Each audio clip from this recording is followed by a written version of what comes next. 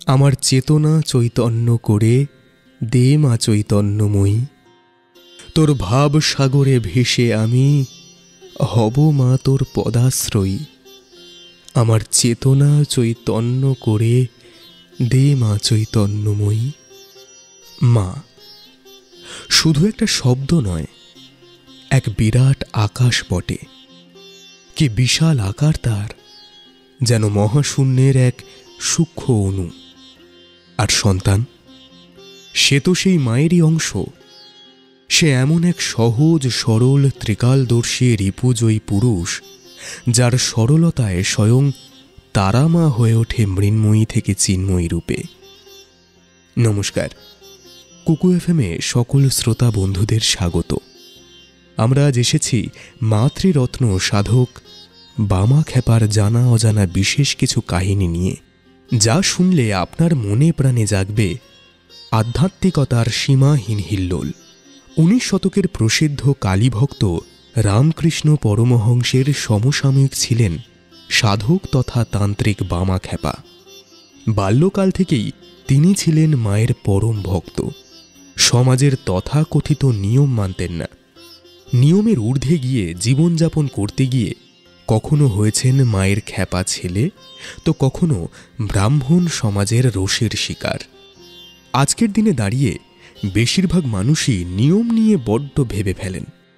যে কোনো পুজো অর্চনার সময় নিয়মের বাহাদুরি চলতে থাকে, আর মানুষও ভয়ে ভয়ে ভক্তি দেখিয়ে ফেলে, যদিও এটা প্রত্যেকের নিজস্ব চিন্তা ভাবনা ও সিদ্ধান্ত। কিন্তু সাধক বামা খ্যাপা ছিলেন একেবারে আলাদা। তার মাতৃ সাধনা ও তন্ত্র সাধনা ছিল একেবারেই বিপরীত। মন্দিরের মাটির প্রতিমা তার কাছে ছিল জীবন্ত, অন্যদিকে তন্ত্র সাধনা ছিল তার কাছে এক বিস্ময়কর সাধনা। হ্যাঁ, তাঁর আরাধনার স্থলই ছিল তারাপীঠ মন্দির, আর সাধনার কেন্দ্র ছিল মহাশ্মশান, যেই শ্মশানে মানুষ যায় মৃত্যুর সময় দাহ করতে। সেই শ্মশানে সাধনা করতেন মায়ের খ্যাপা ছেলে বামা। আজকের এই ভঙ্গুর সমাজে প্রেম সরলতা একেবারেই বিলুপ্ত। মানুষ বিশ্বাস করতে ভয় পায়। ঈশ্বর জাতপাত ধর্ম নিয়ে বিদ্বেষ পোষণ করে, প্রেমে সন্দেহ করে, এমনকি লালসা ও প্রতিযোগিতা মানুষকে খারাপের চরম স্তরে নিয়ে যায়। চারিদিকে শুধুই হতাশা, লাঞ্ছনা, নির্যাতন এবং ভিন্ন স্তরের ক্রাইম। ঠিক সেই মুহূর্তে যদি ভারতীয় সংস্কৃতির কিছু প্রাণপুরুষের কাহিনী উঠে আসে নতুন মোড়কে, কেমন হয়? এটা মানতেই হয় যে আমাদের দেশ ভারত হল আধ্যাত্মিকতার পীঠস্থান। বহু সাধক, জ্ঞানী গুণী মানুষ এসেছেন এখানে। তাঁদের ছত্রছায়ায় সমাজ প্রভাবিত হয়েছে বহুবার। এমনকি ইতিহাসের পাতায় তাদের কর্ম ও ধর্মের প্রমাণ রয়েছে। ভারত ও ভারত ব্যতীত অন্যান্য দেশের মানুষেরাও মানেন যে ভারতে রয়েছে একাধিক রত্ন, যাদের সান্নিধ্যে জীবন হয়ে উঠতে পারে আলোকময়। সেই রকমই এক রত্ন হলেন সাধক বামা খ্যাপা। তাহলে সঙ্গে থাকুন কুকু এফএমের, আর শুনুন যা মন চায়। এই কাহিনী প্রত্যন্ত গ্রামের এক দরিদ্র ব্রাহ্মণ পরিবারের। এই পরিবারের ছেলে ছোট থেকেই বাবার মতন মাতৃভক্ত ছিল। নিজের বাড়িতে মায়ের আরাধনা করত, মাকে ফুলে নৈবেদ্যতে সাজিয়ে রাখত, এমনকি বাবার সুরের সঙ্গে সুর মিলিয়ে মায়ের জন্য গান বাঁধত। পাঠশালায় পড়তে গিয়েও একবার নাকি স্লেটের উপর মায়ের ছবি এঁকে ফেলে। ব্যাস, পণ্ডিত মশাই তো রেগেই আগুন। আসলে সারাটা দিন মায়ের ঘরে থাকত ওই বালক। যত আবদার অভিযোগ সবই মায়ের কাছে। এমনকি সে তার গর্ভধারিণী মাকে পর্যন্ত ছোট মা বলে ডাকত। শুধু মা নয়, আর দেবালয়ের তারা মাকে বড় মা। মন্দিরের তারামা ছিল সেই বালকের কাছে জীবন্ত, ভীষণ জীবন্ত। শুধু ওই বালক নয়, তার পিতা নিজেও ছিলেন মায়ের পরম ভক্ত। আর এই বালক ছিল একেবারে বাপ কা বেটা। বাড়িতে ছোট মা খুব রাগ করতেন। সংসারে অভাব, এদিকে স্বামী আর ছেলে সব সময় তারা মায়ের নাম গান করেই দিন কাটিয়ে যাচ্ছে। কিন্তু এই ছোট্ট ছেলে কিছুতেই তার বড় মাকে ভুলতে পারে না। গর্ভধারিণী মা রাগঝাগ করলেও তারা মা যেন ছিল প্রাণ। একবার বাড়িতে সামান্য অন্নটুকু পর্যন্ত ছিল না। ওই বালক, এই বারবার বালক বলছি, যাক, ওই বালকের নাম হল বামাচরণ চট্টোপাধ্যায়। হ্যাঁ, যেটা বলছিলাম, বীরভূমের বামাচরণের বাড়িতে তখন অভাব অনটন দাপিয়ে বেড়াচ্ছে। পেটে খিদের মধ্যে কি সাধন ভজন হয়? হ্যাঁ, হয়তো হয়। সেই দিন বামা তার বাবাকে বলে যে মন্দিরে বড় মা আছে, ওই বড় মায়ের কাছে নিজেদের অভাবের কথা বললে মা ব্যবস্থা করে দেবে ঠিক। সহজ সরল বামা যায় মন্দিরে, বড় মাকে জানায় অভাব অনটনের কথা। এদিকে বাড়িতে ঝুড়ি ঝুড়ি খাবার আর শাড়ি নিয়ে এসে উপস্থিত এক বেয়ারা। সেদিন এক জমিদার বাড়ির বেয়ারা এসে ব্রাহ্মণ সেবার নামে খাবার দিয়ে যায়। কি ভাবছেন? ওই অন্ন বস্ত্র কে দিয়ে গেল? জমিদার নাকি বামার বড় মা? হ্যাঁ, এরকম বহু ঘটনাই আছে বামাকে নিয়ে। যাক, একটা দীর্ঘ সময় পর সেই ছেলের সহজ সরল ভক্তি আর বিরল সাধনা তাকে পরিচিতি দেয় সাধক বামা খ্যাপা হিসেবে। কখনো তিনি শ্মশানের জ্বলন্ত চিতার কাছে বসে থাকতেন, কখনো বাতাসে কথা বলতেন। এইভাবেই তিনি ধীরে ধীরে বয়ঃসন্ধিতে পৌঁছে যান। আর আজকের দিনে সাধারণ বামা খ্যাপাকে চেনে না এমন মানুষ খুব কমই আছেন। দক্ষিণেশ্বর যেমন রামকৃষ্ণ পরমহংসের সঙ্গে মিলে গিয়েছে, তেমনি তারাপীঠের সঙ্গে জড়িয়ে রয়েছে মায়ের পাগল ছেলে বামা খ্যাপা। তার কিছু কিছু আশ্চর্যজনক ঘটনা আর মায়ের প্রতি অগাধ বিশ্বাস এখনও ব্যাপক চর্চিত। আসলে আমাদের দেশে এমন অনেক সিদ্ধ পুরুষ রয়েছেন যাদের জীবনে ও সময়কালে বহু এমন ঘটনা ঘটেছে যা নিয়ে আজও সিনেমা সিরিয়াল তৈরি হয়। এমনকি মানুষ অনুপ্রাণিত হয় তাদের কর্ম ও চেতনার রূপায়ণ দেখে। সেই রকমই বামা খ্যাপার জীবনের আরও গভীরে গেলে বোঝা যাবে প্রেম, সরলতা, সাধনা কতটা খাঁটি হলে মৃন্ময়ী মাও চিন্ময়ী হয়ে উঠতে পারেন। আমরা পরের পর্বে শুনব সাধক তথা তান্ত্রিক বামা খ্যাপার জীবনের কিছু অলৌকিক ঘটনা। ততক্ষণ শুনতে থাকুন কুকু FM। শুনুন যা মন চায়। তোমার কর্ম তুমি করো মা, লোকে বলে করি আমি। সকলই তোমারই ইচ্ছা, ইচ্ছাময়ী তারা তুমি। তোমার কর্ম তুমি করো মা, লোকে বলে করি আমি।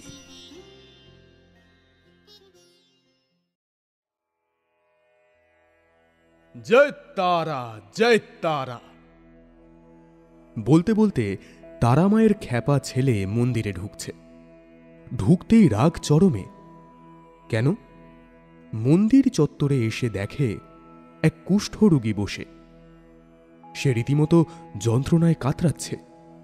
এদিকে মায়ের মন্দিরে এসে কান্নাকাটি একেবারেই পছন্দ নয় বামা খ্যাপার। রেগে প্রায় আগুনই সাধক ওই কুষ্ঠ রোগীর উদ্দেশ্যে বলেই বসেন, মায়ের মন্দিরে বসে রঙ্গতামাশা হচ্ছে, আনন্দময়ীর সামনে নিরানন্দ। যা যা, বেরো এখান থেকে, বেরো। এই বলে পদাঘাত করলেন তিনি। এমনিতেই সেই কুষ্ঠরোগী যন্ত্রণায় কাবু, তার মধ্যে সজোরে লাথি সামলাতে পারেননি। সেই রোগী নিচে পড়ে যায়। চারিদিক থেকে অন্যান্য পুরোহিত ভক্তরা ছুটে আসে। ওমা, বামা খ্যাপার কোনো ভ্রুক্ষেপ নেই। সে আরো জোরে জোরে জয় তারা বলতে বলতে মন্দিরের মধ্যে ঢুকে যায়। তারপর কি হলো? বামা খ্যাপার জীবনের নানান অলৌকিক ঘটনা নিয়ে হাজির আমি সঞ্জয়। আপনারা শুনছেন কুকু FM। শুনুন যা মন চায়। হ্যাঁ, এরপর বামা মন্দিরে চলে গেলেন। আর এদিকে বাইরে ব্যাপক গণ্ডগোল শুরু হয়েছে। অনেকেই বামার আচরণ দেখে ক্ষিপ্ত, কিন্তু আচমকা এই কুষ্ঠ রোগে আক্রান্ত পঙ্গু হয়ে যাওয়া মানুষটা একা উঠে দাঁড়িয়ে যায়। এমনকি তার শরীরে ওই রোগের কোনো চিহ্ন পর্যন্ত ছিল না। একেবারে সুস্থ হয়ে যায় সে। তাহলে ব্যাপারটা কি এরকম কিছু? সকলই তোমারই ইচ্ছা, ইচ্ছাময়ী তারা তুমি। তোমার কর্ম তুমি করো মা। এই কাহিনী বেশ চমৎকার। এমনিতেই বামা খ্যাপা এতটাই পাগল মনের মানুষ যে তার কথাবার্তা, জীবনযাপন থেকে চলন বলন সবেতেই একটা রসিকতা আছে। এই যেমন ধরুন, একদিন নগেন পাণ্ডা বামা খ্যাপাকে পালকিতে বসিয়ে আদর যত্ন করে নিয়ে গেলেন জমিদার বাড়িতে। যেতে যেতে পই পই করে বলে গেছেন যে তিনি যেন রোগীর কাছে গিয়ে জোর গলায় বলে ওঠেন, এই উঠে বস, তোর রোগ ভালো হয়ে গেছে। বামা শুনতে শুনতে যায়, শুধু এইটা বলে রাখেন যে তুমি যখন বলছো তখন তাই বলবো, যদি ভুলে যাই তুমি আমাকে একটু মনে করিয়ে দিও নগেন কাকা। আসলে সেই সময় নগেন পাণ্ডার মতো বহু মানুষ বিশ্বাস করতেন যে বামা খ্যাপা যতই খ্যাপা হয়ে থাকুক না কেন, এই মানুষটা যা বলে তাই ফলে যায়। সেই বিশ্বাসে নগেন পাণ্ডা নিয়ে যান বামাকে জমিদার বাড়িতে। এদিকে বামা ঘরে ঢুকে রোগীকে দেখেই বলে বসেন, ও নগেন কাকা, এ শাল তো এক্ষুনি ফট। এই ফট মানে হলো শেষ, অর্থাৎ এ রোগীর আর আশা নেই, এখনই প্রাণান্ত হবে। এই কথা বলেই বামা এসে পালকিতে উঠে বসলেন। ওদিকে রোগীও সঙ্গে সঙ্গে শেষ নিঃশ্বাস ত্যাগ করে। এতে করে ওই নগেন পাণ্ডা রেগে যান, প্রায় ক্ষেপে গিয়ে খ্যাপাকে বললেন, এ আপনি কি করলেন? এই রকম করবেন জানলে আমি আপনাকে এখানে নিয়েই আসতাম না। ওদিকে পালকিতে বসে বামা খ্যাপা সরল বালকের মতো রেগে মেগে উত্তর দিলেন, আমি তো তোমাদের শেখানো কথাই বলতে গিয়েছিলাম বাপু, কিন্তু মা তারা যে বাধা দিলেন, বললেন ও কথা বলিস না, বলে দে ফট। আমি তো তাই বললাম। আসলে জন্ম যাও বা মানুষের হাতে আছে, মৃত্যু কিন্তু এখনো অমর। বরং এই মৃত্যু এতটাই অমর যে এর মৃত্যু নেই। জন্মালে মরতেই হবে, আর শরীর অর্থাৎ এই মন্দির যদি ভেঙে যায়, তাহলে অন্দরের ঈশ্বর ওই শরীর ত্যাগ করে, মিলিয়ে যায় পঞ্চভূতে। সেই দিন বামা খ্যাপা সেই ফট বলেই বুঝিয়ে দেন যে মৃত্যু এলে তাকে মেনে নিতেই হবে। এখন যেই ঘটনার কথা বলতে যাচ্ছি, এটা অনেকেরই হয়তো জানা।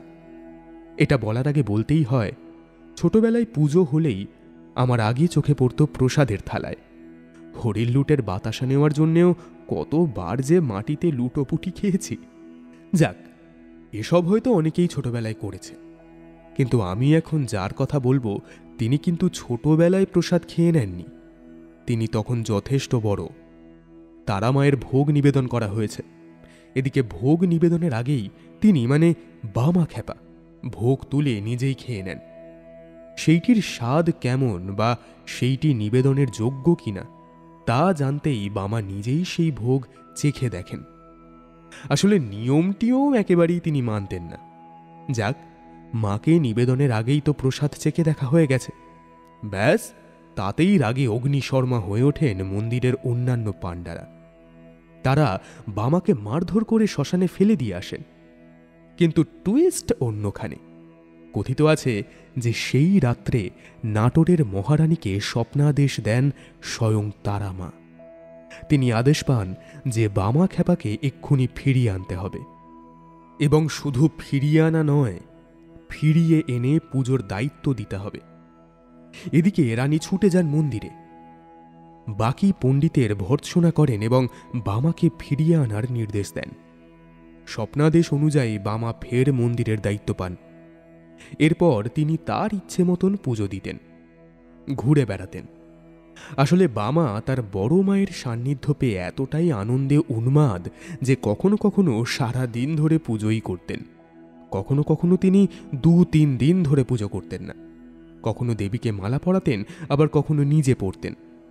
এই সিদ্ধ পুরুষের জীবনে অসংখ্য অলৌকিক ঘটনা আছে।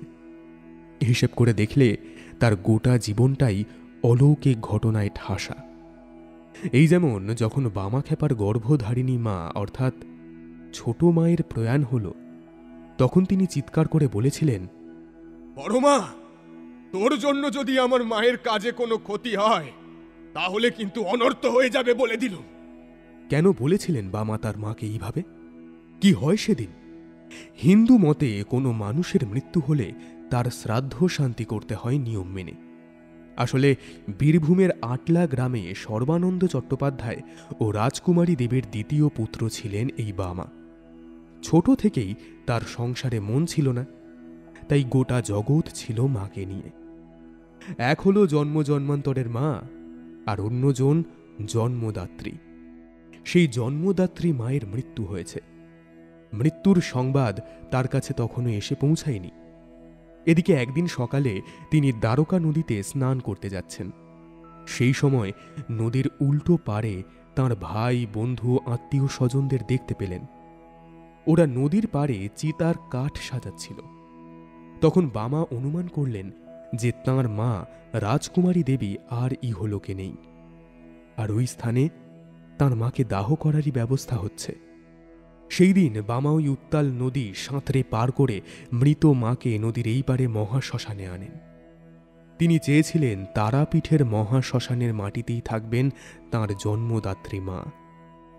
সেই দিন এই বর্ষার মধ্যেই নদী পেরিয়ে মাকে কাঁধে করে নিয়ে আসেন বামা।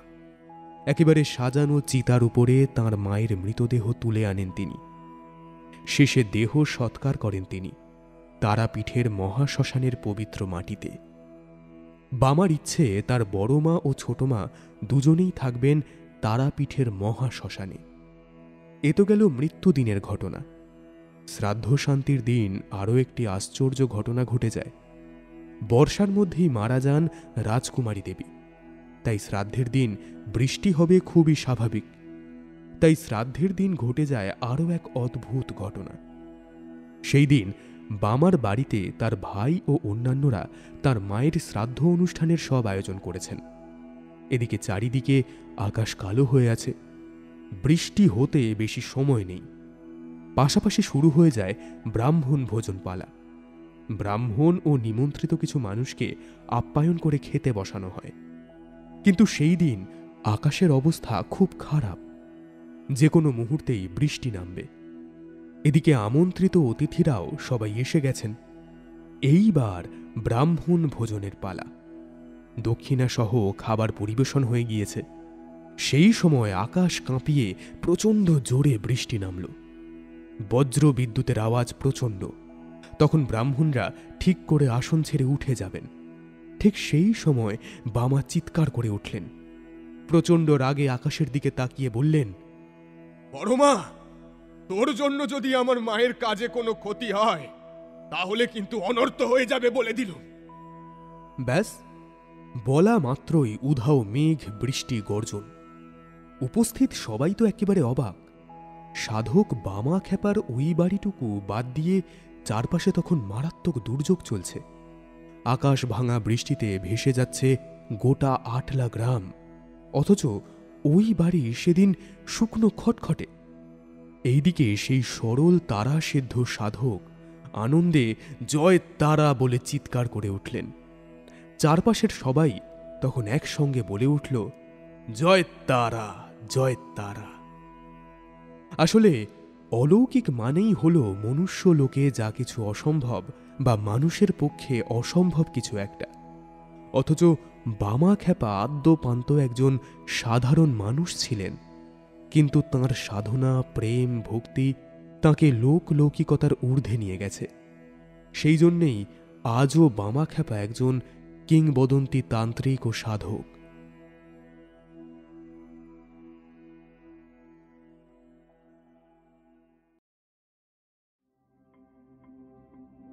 তারা তারা ডেকে ডেকে মা তোর কৃপা সাথে রেখে আমি যে বিভোর হয়েছি।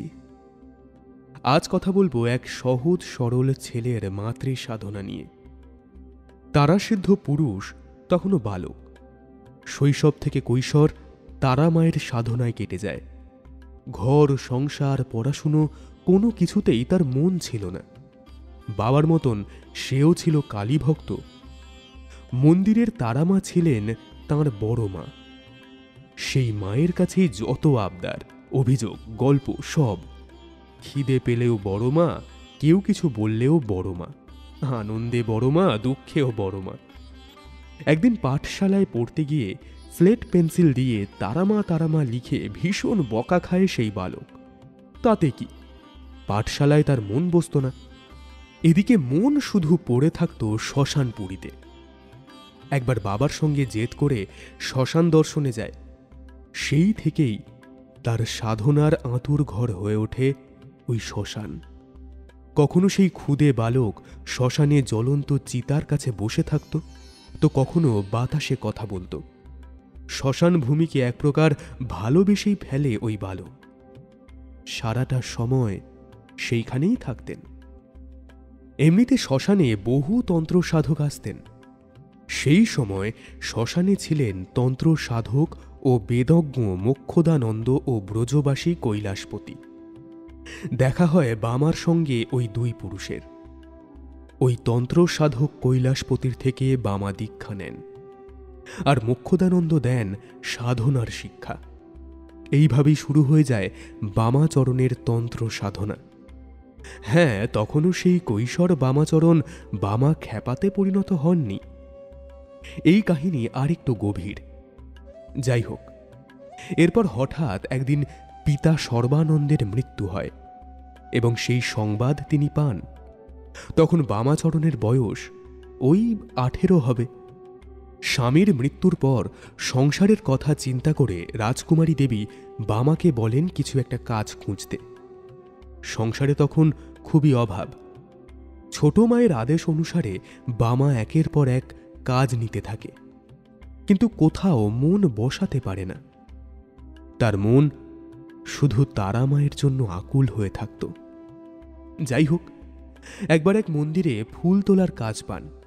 খুব খুশি বামা, কিন্তু সেখানে রক্ত জবা তুলতে গিয়ে মনে পড়ে যায় তার বড় মা, মানে তারা মায়ের কথা। বেহুঁশ হয়ে যান তো বিভোর হয়ে গান গাইতে থাকেন মায়ের জন্য। মাঝে মধ্যেই গাছতলায় বসে বসে দিন কেটে যেত তাঁর। এইভাবে কোনো কাজই হয়ে ওঠেনি, কারণ কাজে তিনি মন দিতে পারতেন না।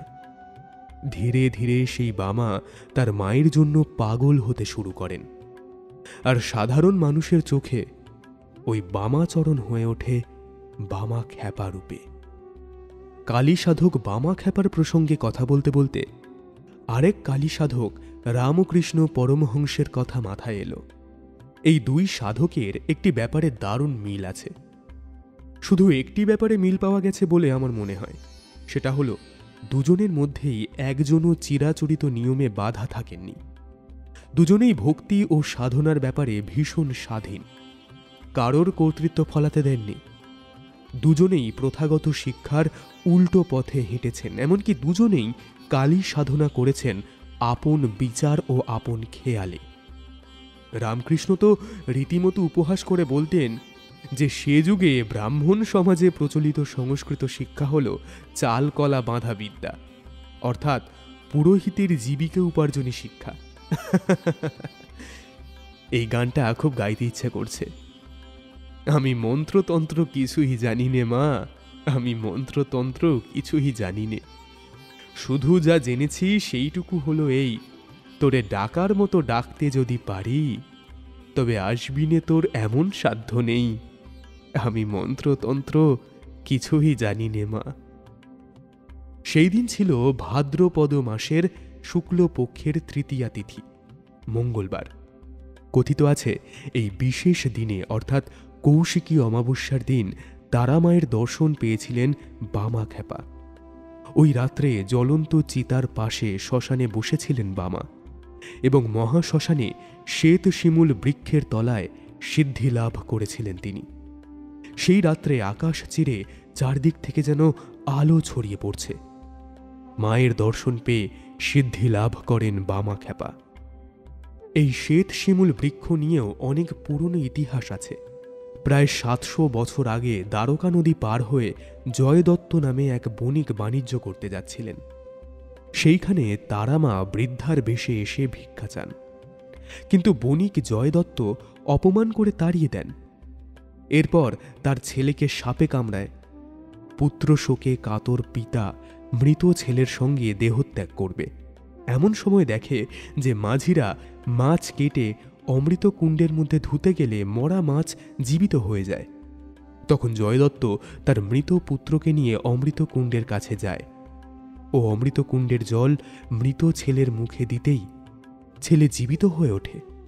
সেই দিন রাত্রেই তারা মা স্বপ্নাদেশ দেন জয়দত্তকে, তুই যেখানে অবস্থান করছিস সেটি হল মোক্ষ তীর্থ তারাপীঠ। এখানে শ্বেত শিমুল গাছের গোড়ায় আমি শিলামূর্তি আকারে রয়েছি। তুই আমাকে এখান থেকে উদ্ধার করে প্রতিষ্ঠা কর, আর আমার সাথে চন্দ্রচূড় মহাদেবের পুজোর ব্যবস্থা করে দিবি। এই ঘটনা আসলে খুবই পুরাতন, তাই পুরো ব্যাপারটাই কথিত, যদিও ওই শ্বেত শিমুল গাছের গোড়ায় বসেই বামা নিজেই মায়ের দর্শন পান ও তাঁর মোক্ষ লাভ হয়। এরপর তারাপীঠ মন্দিরে তিনি যেমন মায়ের আরাধনা করতেন, তেমন করতে লাগলেন শ্মশানের তন্ত্র সাধনা। তিনি হয়ে উঠলেন বাকসিদ্ধ পুরুষ। একবার মুখ দিয়ে যা বলতেন তাই ফলে যেত। কিন্তু তিনি ছিলেন অসম্ভব খ্যাপা গোছের মানুষ, তাই সাধারণ মানুষ তাকে বিশেষ চটাত না। অবশ্য এমন খ্যাপা মানুষ ছিলেন বলেই মায়ের সঙ্গে তার অন্তরঙ্গতা ছিল একেবারে খাঁটি মধুর মতন। মা বলতে পাগল ছেলে যে একদিন ত্রিকালদর্শী সাধক হবেন, সেটা বুঝি নিজের গর্ভধারিণী মাও জানতেন না। আসলে আমরা প্রেম ভক্তি বলতে বুঝি এখন ভয়, ছেড়ে চলে যাওয়ার ভয়, বা এটা করলাম না তাহলে ঈশ্বর বুঝি আমার সহায় হবেন না। ব্যাপারটা কিন্তু একেবারেই তেমন নয়। সন্তান মাকে যতই হেলা করুক, মা কিন্তু কাছে টেনে নেয়। আসলে মায়ের সঙ্গে যেই সন্তানের সম্পর্ক উত্তম হয়, সে কোনো কিছুতেই বাধা পায় না। মা হয়ে ওঠে পরম বন্ধু, আর একবার বন্ধু হয়ে গেলে গোটা বিশ্ব জয় করা যায়, তাই না? ঠিক যেমনটা করতে পেরেছিলেন সাধক বামা খ্যাপা। তাহলে সঙ্গে থাকুন কুকু এফএমের। বামা খ্যাপার কাহিনী নিয়ে ফিরছি পরবর্তী পর্বে। জয় তারা।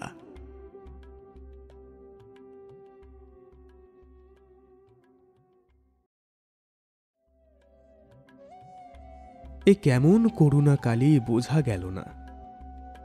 জয় তারা, জয় তারা মায়ের জয়। নমস্কার, কুকু এফএমের সকল শ্রোতা বন্ধুদের স্বাগত। আমরা আগের পর্বে বামা খ্যাপার বিভিন্ন প্রচলিত অলৌকিক কাহিনী নিয়ে কথা বলেছি। আজকের এপিসোডে সেই বহুল আলোচিত অলৌকিক কাহিনী নিয়ে শব্দবাহারে বসব। আচ্ছা, মা আর সন্তানের সম্পর্ক মানে আপনার কাছে ঠিক কেমন? সমাজের জারিজুরিতে সন্তান নেওয়া, নাকি বংশ বিস্তার করতে হবে বলে? না, এই দুটো কারণ যদিও যুগ যুগ ধরে চলে আসছে, বিবাহিত দম্পতির সন্তান না হলে নানান কটূক্তি শুনতে হয়। কেউ কেউ আবার শুধুমাত্র ছেলের জন্য একের পর এক সন্তান নিয়ে চলেন। কেউ কেউ সন্তান নেন বুড়ো বয়সের লাঠির জন্য। নানান কারণে মানুষ কিন্তু ক্রমাগত বংশ বিস্তার করে চলেছে। যদিও এখন হাম দো আর হামারা দো নিয়ম চলছে, তবুও সন্তান নেওয়া কিন্তু একটা বিরাট বড় অঙ্ক, যেই অঙ্কের কোনো হিসেব হয় না। এখনো পর্যন্ত যারা যারা হিসেব করে সন্তান নিয়েছেন, তাদের বেশিরভাগই পস্তেছেন। হয় সেই সন্তান বৃদ্ধ বাবা মাকে দেখেনি, কিংবা সেই সন্তান বকে গিয়েছে, কিংবা সেই সন্তানের নৈতিক চরিত্রের উন্নতি হয়নি। আসলে সন্তান হলো সেই জিনিস যে একটা শক্তি, আর ওই শক্তিকে বহন করে আরও একটা শক্তি, যার নাম হলো মা। দুটো শক্তি যখন একই মেরুতে অবস্থান করে, তখন উদয় হয় দুটো নক্ষত্রের, এক মা আর এক হলো সন্তান। আমরা যেই মায়ের কথা বলছি, তিনি তো জগৎ জননী, সতী মায়ের অনন্য রূপ। আর সন্তান সে যে খ্যাপা ছেলে, ভুলে বাবা বললেও ভুল হবে না। এবারে আবার আমাদের সমাজের দিকে দেখি। খেয়াল করে দেখবেন, আগেকার দিনে মা দিদা ঠাকুমারা কেমন অপেক্ষা করতে জানত। ঘরের ছেলেপুলেরা আগে খাবে, তারপর নিজেদের পেট। এখনকার সমাজ অবশ্য এই ব্যাপার নিয়ে বলছে যে কেন শুধু মেয়েরা অপেক্ষা করবে। খিদে প্রত্যেকের সমান, খিদে পেলে খেয়ে নেওয়া ভালো। তাছাড়া খালি পেটে রোজ রোজ বেশিক্ষণ থাকলে সুগার বাড়বে, পেটে গ্যাস হতে পারে। অবশ্য এই কথাগুলো যুক্তিসঙ্গত, কিন্তু আজকাল তাই কেউই সেইভাবে কারোর জন্য অপেক্ষা করে থাকে না। খুব কম মায়েরাই সন্তানদের অপেক্ষায় বসে থাকেন। অবশ্য যারা চাকুরি করছেন তাদের পক্ষে এইসব সেন্টিমেন্টের কোনো জায়গাই নেই, কারণ বাইরে কাজ করতে যাওয়া মানেই এক বিরাট দায়িত্ব। কিন্তু আগেকার দিনের মায়েরা বাড়িতেই থাকতেন এবং বাড়িতে থেকেই নানান কাজে হাত লাগাতেন। তারা অপেক্ষা করতেন আগে স্বামী সন্তান খাক, বা যাদের স্বামী দূরে থাকতো তারা চাইতো পেটের ছেলেটা বা মেয়েটা আগে খাক, তারপর আমি খাবো। এই যে একটা মিষ্টি আবেগ, মমতা, স্নেহ, এইগুলো কিন্তু কারোর সুগার, গ্যাস, অম্বলের কারণ হতে পারে না। তাই সন্তান যদি আগে খায় বা মা পরে খায়, তাতে কোনো সমস্যা যখন নেই, তখন মন্দিরে মায়ের ভোগ আগে নিবেদন করা হবে, তারপর ভক্তরা পাবে, এ কেমন কথা? নিয়ম মানতেন না বামাখ্যাপা। ইচ্ছে হলে সারা দিন পুজো করতেন, কখনো গাছের তলায় বসে থাকতেন। একবার মায়ের ভোগ নিবেদনের পূর্বে সেই ভোগ নিজেই খেয়ে ফেলেন। এতেই হয় চরম বিপত্তি। ব্রাহ্মণ সমাজ তো রেগেই খুন। এত বড় স্পর্ধা, তারা মায়ের ভোগ নিবেদনের আগে সেই ভোগ চেখে দেখা! চূড়ান্ত সাহস দেখিয়ে ফেলেন বামা। এর জন্য তাকে অনেক অপমানও সহ্য করতে হয়। এমনকি মন্দির থেকে তাকে বের করে দেওয়া হয়, এমনকি তাকে শ্মশানে নিয়ে গিয়ে ফেলে দেওয়া পর্যন্ত হয়। তখন তারা মায়ের মন্দিরটি পুরোহিতদের দখলে যায়। এরপর পুরোহিতরা শুদ্ধিকরণ এবং সমস্ত প্রক্রিয়া করেছিলেন, এবং ওই দিন পুরোহিতদের কথা মতোই পুজো হয়। এদিকে বামা প্রায় অচৈতন্য অবস্থায় শ্মশানে পড়ে থাকেন। কিছুক্ষণ পর তাঁর জ্ঞান ফিরলে নিজেই তারামায়ের উপর রেগে যান, রীতিমতো প্রশ্ন করতে থাকেন, আমি কি দোষ করেছি যে তুমি আমাকে মারধর করলে? তোমাকে দেওয়ার আগে খাবারটি সুস্বাদু কিনা তা পরীক্ষা করছিলাম। এতে আমার কি ভুল ছিল? আমি তোমাকে সুস্বাদু খাবার দেওয়ার চেষ্টা করছিলাম এবং চেয়েছিলাম তুমি ভালো স্বাদের প্রসাদ পাও। স্বাদ খারাপ হলে ফেলে দিতাম, আর একটা বানিয়ে ফেলতাম, কিন্তু তুমি অকারণেই আমাকে মারধর করেছো। আমি এখন আর তোমার কাছে আসবো না। ব্যাস, ছেলের মুখে এমন কথা শুনে মা তো রীতিমতো অস্থির। একে ছেলেকে বাকি পুরোহিতরা মারধর করে ফেলে গেছে, তার মধ্যে ছেলেও খেপে গেছে। এখন উপায়? আমাদের বাড়ির ছেলেরা বা মেয়েরা রেগে গেলে বাবা মায়েরা হয় উল্টো রেগে যান, কিংবা কেউ কেউ মারধর দিয়ে দেয়, কেউ কেউ অবশ্য আদর করে বুঝিয়ে কোলে টেনেও নেয়। সেই দিন তারা মা ওই একই কাজ করেছিলেন। বামার ক্রোধ আর অভিমান দেখে মা সেদিন নিজেই নিজের ক্রোধ নিয়ন্ত্রণে রাখতে পারেননি। ওই রাত্রে রানীর স্বপ্নে দেখা দিলেন মা। আদেশ হল বামাকে ফিরিয়ে আনার ও পুজো দেবার কাজে নিয়োগ করার। পাশাপাশি ছেলে মায়ের আগে খেতেই পারে। মায়ের আদেশ অনুসারে রানী মন্দিরে গিয়ে আদেশ জারি করেন। এই মন্দিরের পুরোহিত বামাখ্যাপা, সে স্বাধীন। তার পথে কেউ আসলে তাকে শাস্তি দেওয়া হবে। আসল কথা হলো, সম্পর্কের মধ্যে যতক্ষণ পর্যন্ত না সহজ সরল অনুভূতিগুলো প্রকাশ পাবে, ততক্ষণ পর্যন্ত ওই সম্পর্ক খাঁটি হয়ে ওঠে না। বামাখ্যাপা মৃন্ময়ী মায়ের সঙ্গে এতটাই সহজভাবে মিশতেন, কথা বলতেন, যে বাকিদের চোখে তিনি খ্যাপা হলেও মায়ের কাছে সে যে শিশু। বামাখ্যাপার কাছে অনেক শেখার আছে। তাকে যত জানা যাবে তত বেশি অনুভব করা যাবে প্রেম কি, সারল্য কি, অনুভব কি। আমরা চাইলেও আমাদের শত কাজের ব্যস্ততার মাঝে মায়ের সঙ্গে নিখাদ সময় ব্যয় করতে পারি। যারা দূরে থাকি তারাও কিন্তু সারাদিনে একদণ্ড মায়ের জন্য সময় বের করতে পারি। আসলে মেয়েরা বসে থাকে কখন তার সন্তান একটা ফোন করবে, একবার জিজ্ঞেস করবে খাবার খেয়েছ কিনা, একবার জিজ্ঞেস করবে ঘুরতে যাবে, একবার জানতে চাইবে পছন্দের কি কিনবে, একবার বলবে ওষুধ লাগবে।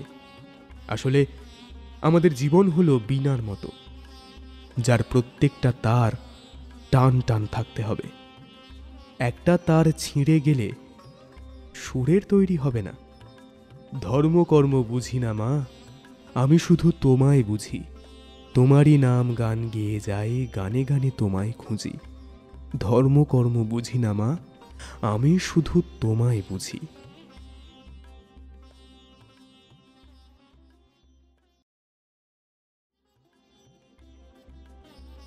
নিয়ম একটা শক্ত জিনিস বটে। স্কুলে নিয়ম, বাড়িতে নিয়ম, অফিসে নিয়ম, পুজো দেখতে গিয়ে লাইনে নিয়ম, পুজোর সময় নিয়ম, সব জায়গায় একটা নির্দিষ্ট নির্দিষ্ট নিয়ম আছে। যে নিয়ম মানে না তাকে হয় কথা শুনতে হয়, নয়তো কাজ থেকে বরখাস্ত করে দেওয়া হয়। আর কেউ কেউ বেনিয়মের জন্য অপমান পর্যন্ত সহ্য করে। সুতরাং সময় ধরে কাজ করা জরুরি। একবার সময় আর সুযোগ হাতছাড়া হয়ে গেলে ভবিষ্যৎ এক্কেবারে অন্ধকার। নিজের ভবিষ্যৎ সবাই সিকিওর করতে চায়, আর সেই জন্যই স্কুল হোক বা বাড়ি, ছোট থেকেই সময় ধরে কাজ শেখানো হয় বাচ্চাদের, যাতে করে তারা বড় হয়ে টাইম ম্যানেজমেন্ট ও জীবনের নির্দিষ্ট কিছু রীতি মানতে পারে। কারণ যারা সমাজের নিয়মকে বুড়ো আঙুল দেখিয়েছে, তাদের মধ্যে কেউ কেউ জীবনে ব্যাপক প্রতিষ্ঠিত হয়েছেন এবং ইতিহাসের পাতায় নাম তুলতে পেরেছেন, আবার কেউ কেউ হারিয়েও গিয়েছেন। সাধারণত যারা নিয়ম মেনে কাজ করে না, তাদের অনেকেই ব্যঙ্গ করে পাগল বলে, কারণ ওদের হুঁশ থাকে না। ওদের সময়, জ্ঞান, লোক সমাজ এই সবের প্রতি কোনো আগ্রহ ও বিচারবোধ থাকে না। তাই তারা সমাজের কাছে উন্মাদ বা পাগল। সেই রকমই একটি খ্যাপা সাধক হলেন বামা খ্যাপা। নমস্কার, আপনারা শুনছেন কুকু এফএম। শুনুন যা মন চায়। আজ বলবো নিয়ম ও বেনিয়মের গোলক ধাঁধায় বামা খ্যাপা কিভাবে জীবনযাপন করলেন, সাধন করলেন আর সিদ্ধ পুরুষ হয়ে উঠলেন। খেয়াল করে দেখবেন, যারা আধ্যাত্মিক জগতে বিচরণ করেছেন বা ক্রমাগত বিচরণ করে চলেছেন, তাদের মধ্যে সময়ের ধ্যান জ্ঞান কম থাকে। ব্যাপারটা যদি একেবারেই সহজ করে বলি, ধরুন কোনো একটি ছেলে বা মেয়ে কোনো একটা বিষয় নিয়ে গবেষণা করছে।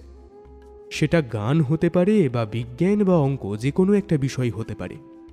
দেখবেন সে যখন ওই কাজে মন বসাচ্ছে, ওর মধ্যে আর জ্ঞান থাকে না।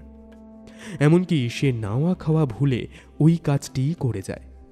কারণ হলো সেটা তখন তার কাছে সাধনা হয়ে ওঠে।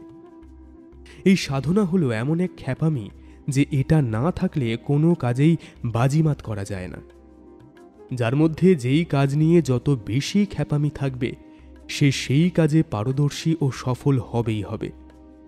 যেরকম তারা মায়ের বামা খ্যাপা ছিলেন এমন এক সন্তান, যার শয়নে জাগরণে ছিল শুধুই মা।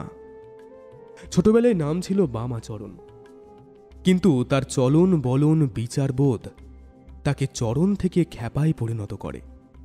শৈশবের বামাচরণ হয়ে ওঠে বামা খ্যাপা। পাঠশালায় তার মন বসত না, প্রথাগত বিদ্যায় তার মন ছিল উদাসীন, বরং শ্মশান তাকে হাঁক দিত। সে তাঁর বাবার সঙ্গে প্রথম শ্মশান পরিদর্শনে যায়। তারপর থেকেই ওই স্থান হয়ে ওঠে তার সাধনা ক্ষেত্র। ভয় কি সেটা তিনি জানতেন না। কখনো জ্বলন্ত চিতার সামনে বসে থাকতেন, তো কখনো হাওয়ার সঙ্গে কথা বলতেন, কখনো জয় তারা বলে চেঁচিয়ে উঠতেন, কখনো দেবীকে মালা পরাতেন, আবার কখনো নিজেই পড়তেন। এক কথায় বামা খ্যাপার বেঁচে থাকার কারণ হয়ে উঠেছিলেন মন্দিরের তারামা। ইচ্ছে হলে সারাদিন পুজো করতেন, কখনো কখনো গাছের তলায় বসে সময় কাটিয়ে দিতেন, তো কখনো ভোগ নিবেদনের আগেই ভোগ খেয়ে নিতেন। এইসবের জন্য সমাজ তাকে বহুবার তিরস্কার করেছে, অবহেলা করেছে, এমনকি মারধর করে মন্দির থেকে বার করেও দিয়েছে। কিন্তু মায়ের প্রতি তাঁর অগাধ প্রেম তাকে বানিয়ে তোলে সিদ্ধ পুরুষ, ত্রিকালদর্শী, সাধক ও তান্ত্রিক। ঘড়ির কাঁটা যে কিভাবে বয়ে যেত, সেই সবের প্রতি তার কোনো হুঁশ ছিল না। বড় মা করে রাত দিন এক করতেন বামা খ্যাপা। সারাটা দিন প্রকৃতির সঙ্গে মিশে থাকতেন তিনি।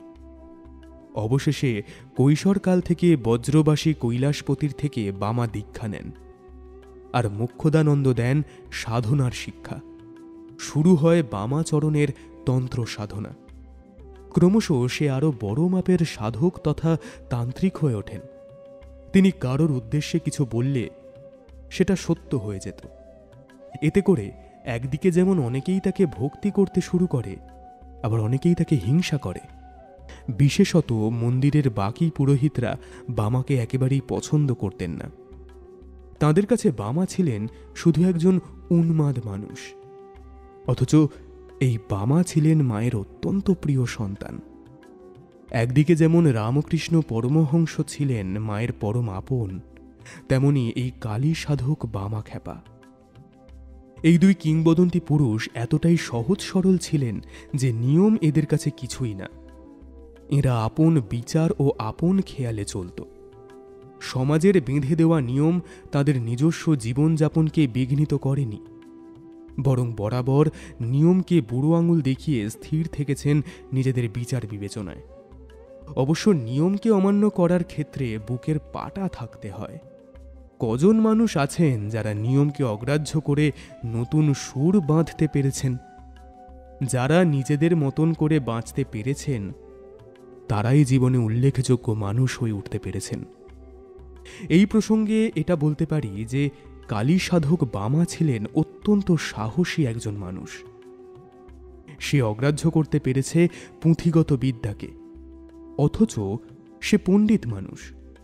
সে লোভ লালসা ত্যাগ করতে পেরেছে, অথচ সে সবথেকে বড় ধনী পুরুষ। সে ভয় লোকলজ্জা ত্যাগ করে মায়ের আরাধনা করেছে। তাই তো সে জ্ঞানী ও বাকসিদ্ধ ত্রিকালদর্শী সাধক। তাই বলে আমি আপনি যদি হঠাৎ করেই নিয়মকানুন না মেনে কাজ করি, হয় সোশ্যাল মিডিয়ায় ভাইরাল হব, নয়তো আইনের কাঠগোড়ায় দাঁড়াতে হবে। আসলে আমরা হলাম অত্যন্ত সাধারণ মানুষ।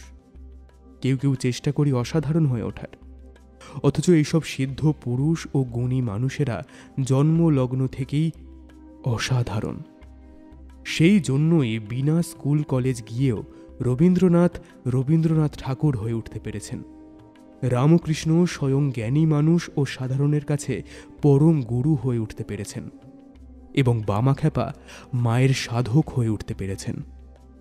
আসলে রামকৃষ্ণ হোক বা রবীন্দ্রনাথ বা স্বামীজি বা বামা খ্যাপা, এরা প্রত্যেকেই আমাদের কাছে প্রেরণা। এদের অনুকরণ করলে চলবে না, কারণ অনুকরণ কখনোই কিচ্ছু শেখায় না, বরং এদের অনুসরণ করা উচিত। তাহলে আজকের পর্ব এইটুকুই। শুনতে থাকুন কুকু এফএম।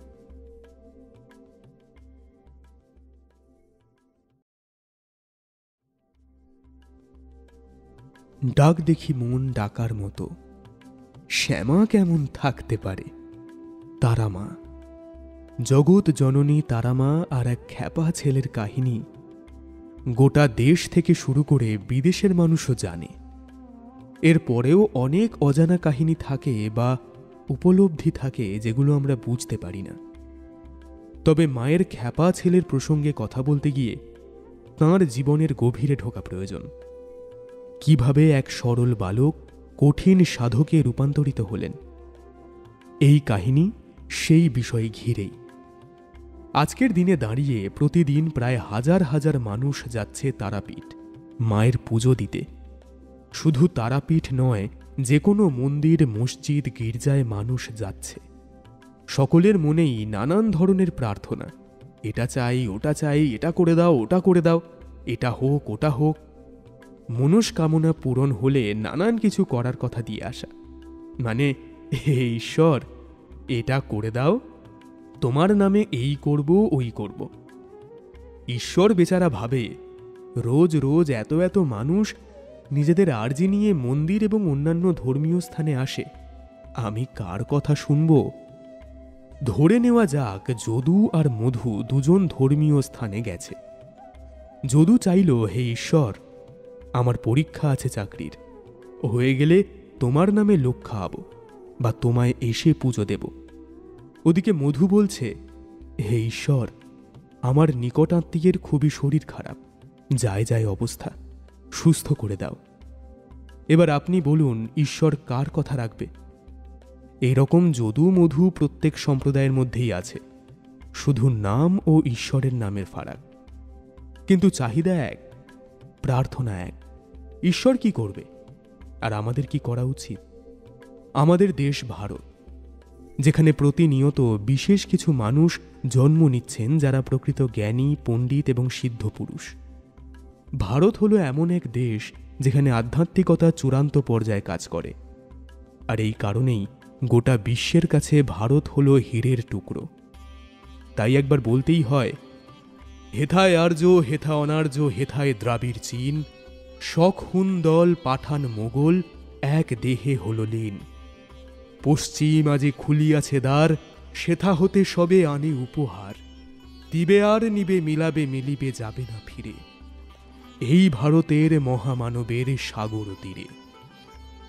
ভারত হলো এমন এক পুণ্য স্থান যেখানে রয়েছেন আর্যভট্ট, বরাহমিহির, চাণক্য, রয়েছেন নেতাজি, স্বামীজি, রামকৃষ্ণ, রয়েছেন আশুতোষ মুখোপাধ্যায়, রবীন্দ্রনাথ, মেঘনাদ সাহা, সত্যেন্দ্রনাথ বসু, রয়েছেন বাল্মীকি, ভরদ্বাজ, ব্যাস, দুর্বাসা থেকে শুরু করে মৈত্রেয়ী, গার্গী, লোপামুদ্রা, মেধা, অরুন্ধতী প্রমুখ। আসলে ভারত এতটাই সমৃদ্ধশালী দেশ যার কোনায় কোনায় রয়েছে আধ্যাত্মিকতা, রয়েছে প্রেম, রয়েছে ত্যাগ ও নিষ্ঠা। সেই রকমই এক প্রেমিক মনের মানুষ ছিলেন বামাখ্যাপা। সে মা বলতে বিভোর, তার শৈশব থেকে বার্ধক্য সবটাই তার জগৎ জননী মা তারাকে ঘিরে।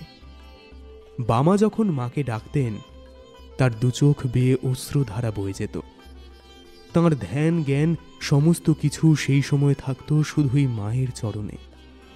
এ যেন নিখাদ ভালোবাসা, মায়ের প্রতি ছেলের ব্যাকুলতা, মায়ের জন্য আকুলি বিকুলি করা মন। এমন করে ভালো কজন বাঁচতে পারে বলুন তো? আসলে চোখে অশ্রু তখনই আসে যখন আমাদের শরীরে ও মনে ব্যথা লাগে। এর বাইরে চোখে অশ্রু তেমনভাবে আসে না যদি না বাইরে থেকে কোনো আঘাত আসে। কিন্তু যার প্রতি প্রেম, তার কথা ভাবতে ভাবতে গিয়ে যদি চোখ জলে ভরে ওঠে, তাহলে সেই প্রেম হলো অন্তহীন। আনন্দ অশ্রু তখনই বয়ে চলে যখন পরম যত্নে আপন মানুষকে ডাকেন। আসলে প্রেম, ভক্তি এইগুলো কোনো ক্রিয়া নয়, এইগুলো হলো অন্তরের জমে থাকা আবেগ। আমরা প্রেম করি না, আমাদের মনের মধ্যেই রয়েছে প্রেম ও ঘৃণা।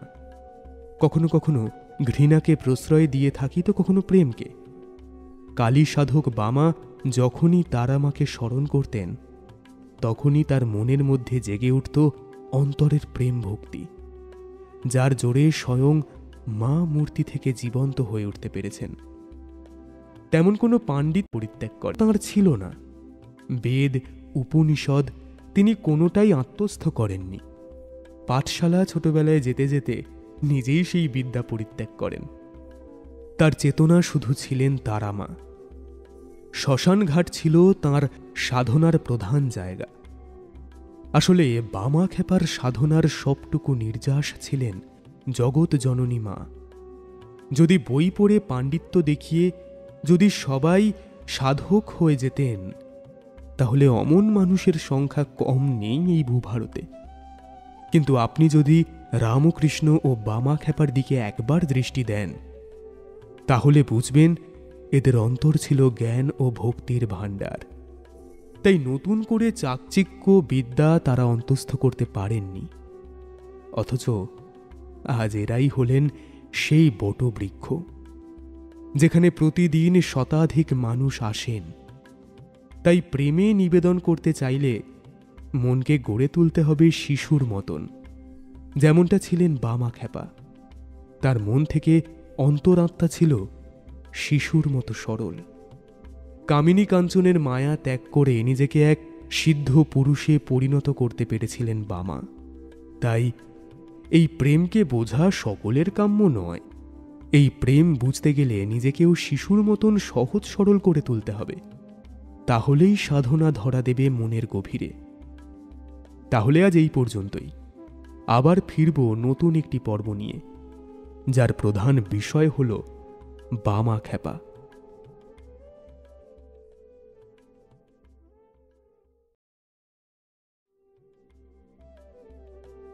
শ্যামা নামের লাগলো আগুন আমার দেহ ধূপকাঠিতে, যত জ্বালি সুবাস তত ছড়িয়ে পড়ে চারিভিতে। আজকের দুনিয়ায় প্রায় সকলেই স্মার্ট হতে চায়, ক্যাবলা মূর্খ মানুষের কোনো স্থানই নেই। আর যদি কেউ পাগল হয় তো তার কপালে না জোটে খাবার, না বস্ত্র। কিন্তু কেউ যদি ইচ্ছে করে পাগল হয়ে যায় তাহলে কি হতে পারে? আচ্ছা, কজন আছেন বলুন তো যে বলবে, হ্যাঁ, আমি পাগল হতে চাই? কেউই হয়তো বলবে না। যদিও আমরা প্রায় সকলেই পাগলামি করি বিভিন্ন বয়সে, বিভিন্ন কাজের ক্ষেত্রে। কিন্তু কখনো সম্পর্কে পাগল হয়ে দেখেছেন? যদিও বেশ কিছু বোকা মানুষ আছেন যারা এতটাই বদ্ধ পাগল যে সম্পর্কের টানাপোড়েন সহ্য করতে না পেরে জীবনযুদ্ধে হেরে যায়। কিন্তু বেঁচে থেকে পাগল হওয়া খুব কঠিন। বিশেষ করে প্রেম ভক্তির জায়গায় এই ব্যাকুলতা না থাকলে আনন্দ লাভ হয় না। আর পাগলামি যতক্ষণ না চূড়ান্ত পর্যায়ে পৌঁছচ্ছে ততক্ষণ পর্যন্ত মোক্ষ লাভ হয় না। এখন প্রশ্ন হল, কি এই পাগলামি? আমরা আবারও এসেছি মা ছেলের অনন্য সম্পর্কের খাজনা নিয়ে। পাগলামি শুধুমাত্র এক বিশেষ্য পদ নয়, বরং একটা বড় অনুভূতি। যে কোনো বিষয়ের উপর সাফল্য পেতে চাইলে সেই বিষয়ের উপর পাগল হতে হবে। খেলা হোক বা সঙ্গীত বা পড়াশুনো বা ঈশ্বর সাধনা, সবকিছুর মধ্যেই বাড়তি উন্মাদনা না থাকলে কিন্তু সফল হওয়া যায় না। এখনো পর্যন্ত যাদের নাম ইতিহাসের পাতায় রয়েছে তারা প্রত্যেকেই নিজেদের জগতে উন্মাদ ছিলেন। আর এর নামই হল সাধনা। আর এটা আসে অন্তর থেকে। যেই সাধনা করেছিলেন স্বয়ং বামাখ্যাপা। পুজোর আগে মায়ের নৈবেদ্য থেকে প্রসাদ তুলে খাওয়ার ঘটনা হয়তো অনেকেই জানেন, যদিও আগের পর্বে আমরা সেই কাহিনী তুলে ধরেছি। কিন্তু এই ঘটনার গভীরে গেলে কি পাওয়া যায় বলুন তো? ওটা তো প্রতিমা। সে কি বকবে না রাগ করবে? প্রসাদ আগে খেলেও কি আর পরে খেলেও কি? আমরা অনেকেই আছি যারা প্রসাদ নিইনি, ভুলে যেতাম বা পুজোর আগেই ঠিক করে রাখতাম কোন সন্দেশটা আমি খাবো, ইত্যাদি ইত্যাদি। তো এতে করে ভগবানের কিচ্ছু যায় আসে না। তুমি নিবেদন করলেও তিনি ওই ভোগের মালিক, আর না করলেও। আসলে এই জগৎ সংসার জুড়ে রয়েছেন তিনি, যাকে আমরা ঈশ্বর বলি। তাই তার কাছে ভোগ নিবেদনের আগে বা পরে খাওয়া একেবারেই তুচ্ছ ব্যাপার। আসল বিষয় হল ভক্তি, যেই ভক্তি ছিল বামাখ্যাপার মনের গহীনে। তিনি প্রতিমাকে নিজের মা ভাবতেন, আর সেই জন্যই ভোগ আগে খেয়ে দেখেন ঠিকঠাক ছিল কিনা। এই যে সহজ সরল কথোপকথন, বুদ্ধি বিবেচনা বামার মধ্যে ছিল, সেইটা বোঝেনি তখনকার বাকি পুরোহিতরা। তারা তাকে ওই দিন কঠিন শাস্তি দেয় ও অপমান করে। যদিও ছেলের অপমান মা সহ্য করেনি। সেই রাত্রে রানীমা মায়ের আদেশ পান স্বপ্নে বামাকে ফিরিয়ে আনার ও উপযুক্ত সম্মান দিয়ে যেন ফের তাকে পুজোর কাজে নিয়োগ করা হয়। এই প্রসঙ্গে আরেকটা কথা বলতেই হয়। এই কাহিনী একেবারেই জন্মলগ্নের। জানেন, বামাখ্যাপা যখন জন্মেছিলেন তখন তিনি রীতিমতো সমাধিস্থ ছিলেন। হ্যাঁ, জন্মের পর শিশুরা কি করে? কাঁদে, তাই তো? আর সেইটাই নাকি সুস্থতার প্রথম লক্ষণ। বাচ্চা কাঁদবে, গলা দিয়ে আওয়াজ করবে, এটাই তো স্বাভাবিক। কিন্তু বামার ক্ষেত্রে ব্যাপারটা হয়েছিল একেবারেই উল্টো। এমনকি সে স্তনপান পর্যন্ত করছিলেন না। কথিত আছে জন্মের পর নাকি তিনি একেবারেই নীরব ছিলেন। বামার জন্মদাত্রী মা এমন শিশু দেখে ভয় পেয়ে যান। তিনি তখন মা তারার কাছে প্রার্থনা করেন, মায়ের কাছে সবটা জানান ও মায়ের চরণে ফুল এনে ছেলের শরীরে ঠেকাতেই সে ক্রন্দন করে ওঠে। আসলে জন্মলগ্ন থেকেই ওই শিশু ছিলেন মায়ের ছেলে। তাই মায়ের চরণের স্পর্শ না পাওয়া পর্যন্ত ইহজগতের সঙ্গে যোগাযোগ করতে পারছিলেন না এই ত্রিকালদর্শী পুরুষ। শুরু থেকেই মায়ের জন্য পাগল ছিল ছেলে। এ যেন এক নীরব আবদার তার মায়ের প্রতি। শিব চতুর্দশীর তৃতীয় প্রহরে জন্ম হয় বামাখ্যাপার। বাম দেব প্রহরে জন্ম হওয়ার জন্য পঞ্জিকা দেখে ছেলের নামকরণ করেন বামদেব। এই নাম রেখেছিলেন তাঁর পিতা। কিন্তু ছেলে জন্ম থেকেই সমাধিস্থ, সে না কেঁদেছে না স্তনপান করেছে। এদিকে সেই জন্মদাত্রী মা তারা মায়ের চরণ স্পর্শ ফুল এনে ছেলের শরীরে ঠেকান এবং একটা ম্যাজিক হয়ে গেল। ঠিক তারপরেই ছেলের নাম পাল্টে রাখা হয় বামাচরণ। হয়তো অনেকেই ভাবছেন যে চরণ নামটা রাখার পিছনে একটা কারণ তো আছে, কিন্তু বামা নামের কি অর্থ? এই বামা হল মা আদ্যাশক্তির এক রূপ। মা কালীর আরেক নাম বা রূপ বা শক্তির নাম হল বামা। তাই বলতেই হয় এই ত্রিকালদর্শী সিদ্ধ পুরুষ জন্ম থেকেই মায়ের নামের সঙ্গে জড়িয়ে আছেন।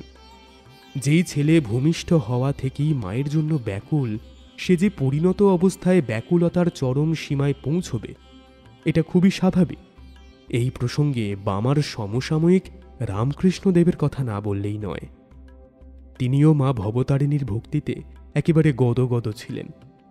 মায়ের সঙ্গে নিতান্ত সরল বালকের মতোই কথা বলতেন তিনি। মায়ের পুজো দিতেন নিজের নিয়মে, এমনকি বাকিদের সঙ্গে এতটাই সহজ সরলভাবে মিশতেন যে তাঁকেও সাধারণ মানুষ পাগল ভাবত। আসলে সেও মায়ের ভাবে পাগল হয়ে যেত। মায়ের নাম নিতে নিতে ভাব সমাধি হতো তাঁর। সেই সব বিরল দৃশ্য হয়তো আজকাল টিভি, সিরিয়াল, সিনেমায় দেখা যায় ঠিকই, কিন্তু একবার চোখ বুজে কল্পনা করলে হয়তো অন্তরের প্রেম জেগে উঠবে।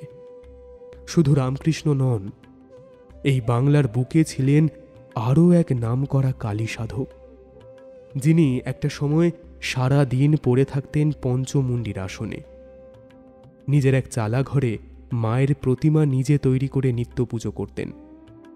সারা দিন কাটত তার মায়ের ধ্যান, পুজো, হোম, যজ্ঞ নিয়ে। মায়ের নাম জপ করতেন অষ্টপ্রহর, আর এর ফাঁকে মাকে শোনাতেন তিনি স্বরচিত শ্যামা সঙ্গীত। আহা, আজও সেই সঙ্গীত যথেষ্ট জনপ্রিয়। স্বরচিত শ্যামা সঙ্গীত গাইতে গাইতে আবেগে বিহ্বল হয়ে যেতেন। তাঁর দুনয়ন বেয়ে ঝরে পড়ত অশ্রুধারা।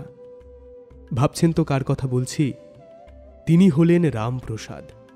রামপ্রসাদী শ্যামা সঙ্গীত আজও মানুষের মনে দাগ কাটে।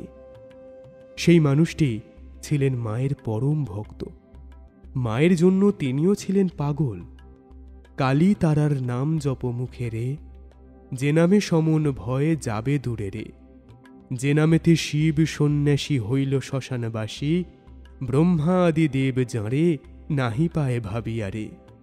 ডুবু ডুবু হইল ভরা, লোকে বলে ডুবে রে, তবু ভুলাইতে পারো যদি ভোলানাথের মনোরে। কালী তারার নাম জপ মুখে রে।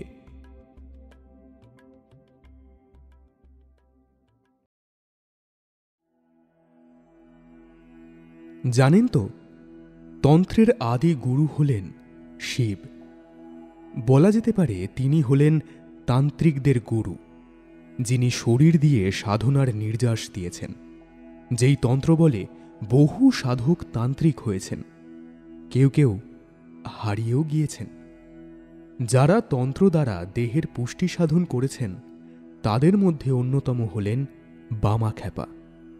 হ্যাঁ, ভারতীয় হিন্দু তান্ত্রিকদের মধ্যে বামাখ্যাপা হলেন এক উল্লেখযোগ্য পুরুষ, যার ছিল না কোনো চালচুলো, যার বসনের চাকচিক্য ছিল না, যার গলায় ছিল রুদ্রাক্ষের মালা, আর যিনি এক প্রকার নেশা করতেন এবং যিনি মা বলতে বলতে বিভোর হয়ে যেতেন। সেই বামাখ্যাপা হলেন ভারতের অন্যতম সিদ্ধ পুরুষ। জানেন কি, আজও তারাপীঠের মায়ের মন্দিরে বামার আরাধনা হয় ও তাকেও নৈবেদ্য প্রসাদ নিবেদন করা হয়। মা তারা ও তাঁর পাগল ছেলের কাহিনী নিয়ে হাজির আমি। আজকের পর্ব আপনাকে আরও গভীরে নিয়ে যেতে চেষ্টা করবে, কিভাবে শ্মশান হয়ে উঠল তন্ত্র সাধনার আঁতুড়ঘর। আমরা কখন যাই শ্মশানে? কেউ মারা গেলে, নচেত কেউই যায় না। অনেকেই ভয় পায়। কেউ কেউ ভাবে শ্মশান হল পুণ্য তীর্থ, এখানে ভয়ের কিছুই নেই। আজকের দিনে বেশিরভাগ মৃত শরীর দাহ করা হয় ইলেকট্রিক চুল্লিতে। ফলে শ্মশানের পরিধি কমছে, এমনকি এখন সেই জায়গা পরিষ্কার ও আবেগশূন্য স্থান হয়ে উঠেছে। কিন্তু আগেকার দিনে কাঠে পুড়িয়ে দাহ করা হতো, ফলে শ্মশান যাওয়া মানেই একটা অদ্ভুত অনুভূতি কাজ করত। যেখানে মানুষের দেহ দাহ করা হচ্ছে, সেইখান থেকেই বামা শুরু করেন তার সাধনার যাত্রা। ওই শ্মশান ছিল বামা খ্যাপার আকর্ষণ। বাবার সঙ্গে ছেলেবেলায় প্রথমবার তারাপীঠের শ্মশান পরিদর্শনে আসেন তিনি। তারপর থেকেই তার মন পড়ে থাকত শ্মশানের ভূমিতে। হ্যাঁ, ওখান থেকেই তিনি তন্ত্র সাধনা করেন। কখনো শ্মশানে জ্বলন্ত চিতার কাছে বসে থাকতেন, তো কখনো বাতাসে কথা বলতেন, কখনো মা মা বলে চোখ ভেজাতেন, তো কখনো গান ধরতেন। এইভাবেই তিনি বয়ঃসন্ধিতে পৌঁছে যান। এমনটা কথিত আছে যে কৈলাসপতি বাবা নামে এক সন্ন্যাসীর শিষ্যত্ব গ্রহণ করেন বামা। ওই কৈলাসপতি বাবা তারাপীঠে থাকতেন এবং বামা খ্যাপা তারাপীঠেই দ্বারকা নদের তীরে যোগ ও তন্ত্র সাধনা করেন। পরে অবশ্য তিনি নিকটবর্তী মল্ল রাজাদের মন্দিরময় গ্রাম মালুটি, অধুনা ঝাড়খণ্ড রাজ্যতে যান যোগ সাধনার জন্যে। সেখানে দ্বারকার তীরে মৌলাক্ষী দেবীর মন্দিরে প্রায় 18 মাস থাকেন এবং সাধনা চালিয়ে যান। এও কথিত আছে যে বামা কুকুর খুব পছন্দ করতেন এবং শ্মশানে তার 4টে কুকুর ছিল, যাদের বামা খুবই ভালোবাসতেন। আর ওরাও, যখন বামা নিজের আশ্রমে থাকতেন শেষ বয়সে, সেই সময়ও তাঁর ওই 4টে কুকুর তার ঘরের বাইরেই বসে থাকত। শ্মশানের মাটি থেকে গাছ, এমনকি বাকি জন্তু সবই ছিল বামার খুব আপন। ছোটবেলায় গৃহত্যাগ করার পর তারাপীঠের মহাশ্মশানের শ্বেত শিমুল গাছের তলায় সাধনা করে সিদ্ধি লাভ করেছিলেন সাধক বামা খ্যাপা। কথিত আছে কৌশিকী অমাবস্যার দিন এই সিদ্ধি লাভ করেন তিনি। তাই শ্মশান ছিল বামা খ্যাপার দ্বিতীয় ঘর, যেই ঘরে তিনি বসবাস করে সিদ্ধ পুরুষ হয়ে ওঠেন, যেই ঘরে তার পরিবার বলতে ছিল 4টে কুকুর, গাছপালা ও মা তারা। একটা সময় তিনি নাকি যথেষ্ট পরিমাণে গাঁজা সেবন করতেন। যেই সব ভক্তরা তাকে দেখতে আসতেন বা তাঁর চরণ ধুলো নিতে আসতেন, তাঁদের থেকে দক্ষিণা হিসেবে গাঁজা নিতেন। অবশ্য এইসবে কথিত আছে। তবে এক নামকরা লেখক তার বইতে লিখেছিলেন যে তিনি যখন তারাপীঠ যান ও বাবার দর্শন করতে যান, তখন তিনি বাবাকে নিত্যদিন গাঁজা সেবন করতে দেখেছেন, আর দেখেছেন তার ম্যাজিক, আর দেখেছেন মায়ের প্রতি বামার অগাধ প্রেম ও ভক্তি। সেই লেখকের নাম প্রমোদ কুমার চট্টোপাধ্যায়। তিনি একজন শিল্পী এবং আধ্যাত্মিক বিষয়ক লেখক। তন্ত্র ধর্মের উপর তার লেখালেখির জন্যই তিনি বিখ্যাত। এই লেখক একবার বামা খ্যাপার কুটিরে গিয়েছিলেন। তারাপীঠ মন্দির ও শ্মশান সংলগ্ন জায়গায় তিনি থাকতেন। তাঁকে ঘিরে থাকত একাধিক পাণ্ডা। তন্ত্র সাধনা ও মায়ের আরাধনা ছাড়া তার কাছে আসত বহু মানুষ। কেউ রোগ নিরাময় করতে আসত, তো কেউ আসত কোনো উদ্দেশ্য নিয়ে। কারণ বামা খ্যাপা এমনই এক তান্ত্রিক ও সিদ্ধ পুরুষ ছিলেন যে তিনি যা বলতেন তাই ফলে যেত। এই লেখকের লেখা কাহিনী অনুযায়ী একবার এক দম্পতি বামার আশ্রমে আসেন কলকাতা থেকে। ওদের কোলে ছিল এক শীর্ণকায় ছেলে। সে যথেষ্ট অসুস্থ এবং খুবই কাহিল। সেই অসহায় বাবা ছেলেকে বামা খ্যাপার চরণে রেখে জানান যে এর আগে তার অনেক সন্তান হওয়ার পর মারা গিয়েছে, এই ছেলেটিকে তিনি যেন বাঁচিয়ে দেন।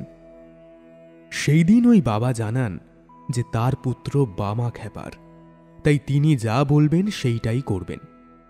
সেই দিন বামা আদেশ করেন যে তারাপীঠের মহাশ্মশানে ছেলেকে রেখে চলে আসতে। সেই দিন ওই শীর্ণ বাচ্চাটির মা কেঁদে ভাসিয়ে দিলেও তার স্বামী বলেন যে এই সন্তান স্বয়ং বামা খ্যাপার, তাই তার কথা মতো তিনি ছেলেকে মহাশ্মশানে রেখে আসবেন। রেখেও আসেন। ওদিকে বামা তার পোষ্য কুকুরকে আদেশ করেন যে সে যেন বাচ্চাটার দেখাশোনা করে। যাই হোক, ওই ছেলেটি কিন্তু সুস্থ হয়ে যায়, আর ওই দম্পতি বামা খ্যাপার চরণ স্পর্শ করে চলে যায় আনন্দের সঙ্গে। যদিও সেদিন বামা বলেন এসবই মায়ের লীলা, মায়ের ইচ্ছে। আসলে মহাশ্মশান ছিল বামাখ্যাপার প্রধান সাধনা ক্ষেত্র, যেখানে লেখক প্রমোদ কুমার চট্টোপাধ্যায় পর্যন্ত গিয়েছিলেন কুণ্ডলিনী শিক্ষার জন্য। তাহলে আজকের পর্ব এই পর্যন্তই। পরের পর্বে শুনব এই ত্রিকালদর্শী পুরুষের তন্ত্র সাধনা নিয়ে।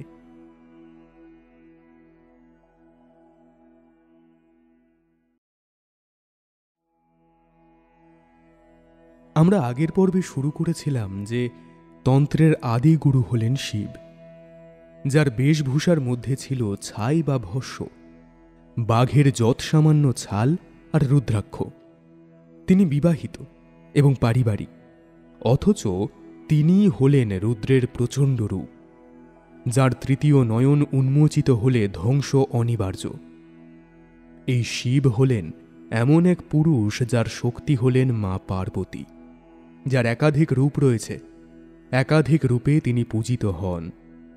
কখনো তিনি দেবী দুর্গা, তো কখনো জগদ্ধাত্রী, তো কখনো কালী, তো কখনো মা অন্নপূর্ণা। একাধিক রূপের মধ্যে কালী রূপ হল এমন এক রূপ যা বিনাশের কারণ। সমস্ত অশুভ শক্তির বিনাশকারী রূপ হল এই কালী। ভীষণ কঠিন ও ভয়ঙ্কর রূপকে মাতৃস্নেহে ভজনা করেছেন রামপ্রসাদ, রামকৃষ্ণ, বামাখ্যাপার মতন একাধিক সাধক। যদি বামাখ্যাপার কথা বলি তাহলে বলতেই হয় তিনি এমন এক তান্ত্রিক ছিলেন যিনি তন্ত্র সাধনার জন্য শ্মশানকে নিজের আঁতুর ঘর করে তুলেছিলেন। এখন তন্ত্র সাধনার একটু গভীরে যাওয়া যাক। তন্ত্র মানেই শরীর। এই সাধনার দ্বারা কুণ্ডলিনী জাগ্রত করা যায়, যা যথেষ্ট কঠিন। অনেকেই এই সাধনা করতে গিয়ে হারিয়ে গিয়েছেন, আবার কেউ কেউ বড় মাপের তান্ত্রিক হয়ে উঠেছেন। ভগবান শিব হলেন এই তন্ত্র সাধনার আদি গুরু। তাই যারা তন্ত্র সাধনা করেন তাদের প্রত্যেকেই সংসারের মায়া ত্যাগ করে প্রকৃতিমুখী হয়ে ওঠেন। বেশভূষা যতটা সম্ভব কম পরিধান করেন, রুদ্রাক্ষ ধারণ করেন। তন্ত্র সাধনা মানেই শরীরের অভ্যন্তরে থাকা 7টি চক্রকে জাগ্রত করা। এই চক্র কুণ্ডলিনী আকারে পড়ে থাকে, যা এক একটা শক্তি। এই শক্তি জাগ্রত করতে পারলেই অসম্ভব কিছু হয়ে যেতে পারে। আমাদের শরীরের নিম্নাঙ্গে, তলপেটে, নাভিতে, হৃদয়ে, কণ্ঠে, 2 চোখের মাঝে ও মাথার উপরে রয়েছে এই 7টি চক্র। সর্বশেষ যেই মূলাধার চক্র রয়েছে সেই স্থান থেকে চক্র জাগ্রত করতে হয়, এবং এটা অত্যন্ত কঠিন একটি পথ। বামাখ্যাপা কুণ্ডলিনী জাগ্রত করতে পেরেছিলেন। তাঁর চোখ ছিল জ্বলন্ত অগ্নিকুণ্ড। ওই চোখ কখনো রক্তে রাঙা হয়ে ওঠে, তো কখনো মা মা করে ব্যাকুল হয়ে ওঠে, কখনো শিশু, তো কখনো বজ্র আঁটুনি। সাধারণ মানুষের পক্ষে বামাকে বোঝা খুবই কঠিন। কেন বামা কুণ্ডলিনী শক্তির সাধনা করেন? এই ব্যাপারে এইটা জানতে হবে যে কুণ্ডলিনী শক্তি হল নারী শক্তির অন্যতম প্রতীক, এবং এটি শৈব সাধনার পরম অঙ্গ। হ্যাঁ, ভগবান শিবের সঙ্গী স্বয়ং মা পার্বতী ছিলেন সেই অঙ্গ। তিনি ছিলেন আদি শক্তি। তার শক্তিতে শিব পরমেশ্বর। এই পরমেশ্বর বা পরম পুরুষ বা পরম ব্রহ্ম ঈশ্বর হল নারীশ্বর। মানুষের একার দ্বারা মোক্ষ লাভ হয় না, সাথে তার স্ত্রী পত্নী সেই ফল ভোগ করে। আর এই জন্যই কথিত আছে, পতির পুণ্যে সতীর পুণ্য। আপনারা জানেন যে স্বয়ং রামকৃষ্ণ তাঁর স্ত্রী সারদা দেবীকে জননী রূপে পুজো করেন। এমনকি স্বয়ং শিবকে একবার মাতা পার্বতী স্তনপান করিয়ে শান্ত করেন, এবং সেই প্রস্তর মূর্তি এখনও তারাপীঠে পূজিত হয়। এই কথাগুলো বলার কারণ হল, প্রত্যেক পুরুষ সম্পূর্ণ হয় নারী শক্তিতে। সে হতে পারে মা অথবা স্ত্রী। সাধক তথা তান্ত্রিক বামাখ্যাপা ছিলেন এমন একজন সাধক যিনি কিনা নিজে শিবের স্বরূপ হলেও তারামা ছিলেন তার বড় মা। একজন স্ত্রী হল এক পুরুষের অর্ধাঙ্গিনী। এর অর্থ হল একজন পুরুষের অন্তরে থাকে নারী শক্তি, আর সেই শক্তিকে জাগ্রত করতে পারলেই মহামায়া আদি শক্তিকে পাওয়া সম্ভব। হয়তো এই কারণেই একমাত্র আমাদের দেশেই মায়েদের মাতৃজ্ঞানে পুজো করা হয়। মায়ের পায়ের জবা হয়ে ওঠ না ফুটে মন, তার গন্ধ না থাক, যা আছে সে নয় রে ভুয়ো আবরণ। আসলে তন্ত্র হলো এমনই একটি শাস্ত্র যার মাধ্যমে নিজেকে খোঁজা যায়, নিজের অন্তরের ঈশ্বরকে খুঁজে পাওয়া যায়। হ্যাঁ, আমাদের প্রত্যেকের মধ্যেই ঈশ্বর রয়েছেন, যে ঈশ্বর কোনো নির্দিষ্ট মূর্তি বা অবয়ব নয়। ঈশ্বরের বিভিন্ন রূপ, শুধু শক্তি এক। ওই একটা শক্তি আমাদের প্রত্যেকের মধ্যেই সমানভাবে বইছে, শুধু আমাদের প্রত্যেকের অবয়ব আলাদা।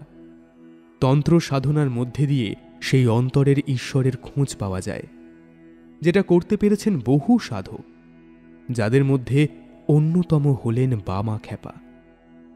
বা অনেকেই ভাবেন যে তন্ত্র সাধনা কি বাড়িতে বসেই সম্ভব নয়, বা আজকাল শ্মশান মানেই ইলেকট্রিক চুল্লি, সেখানে সাধনা কি সম্ভব?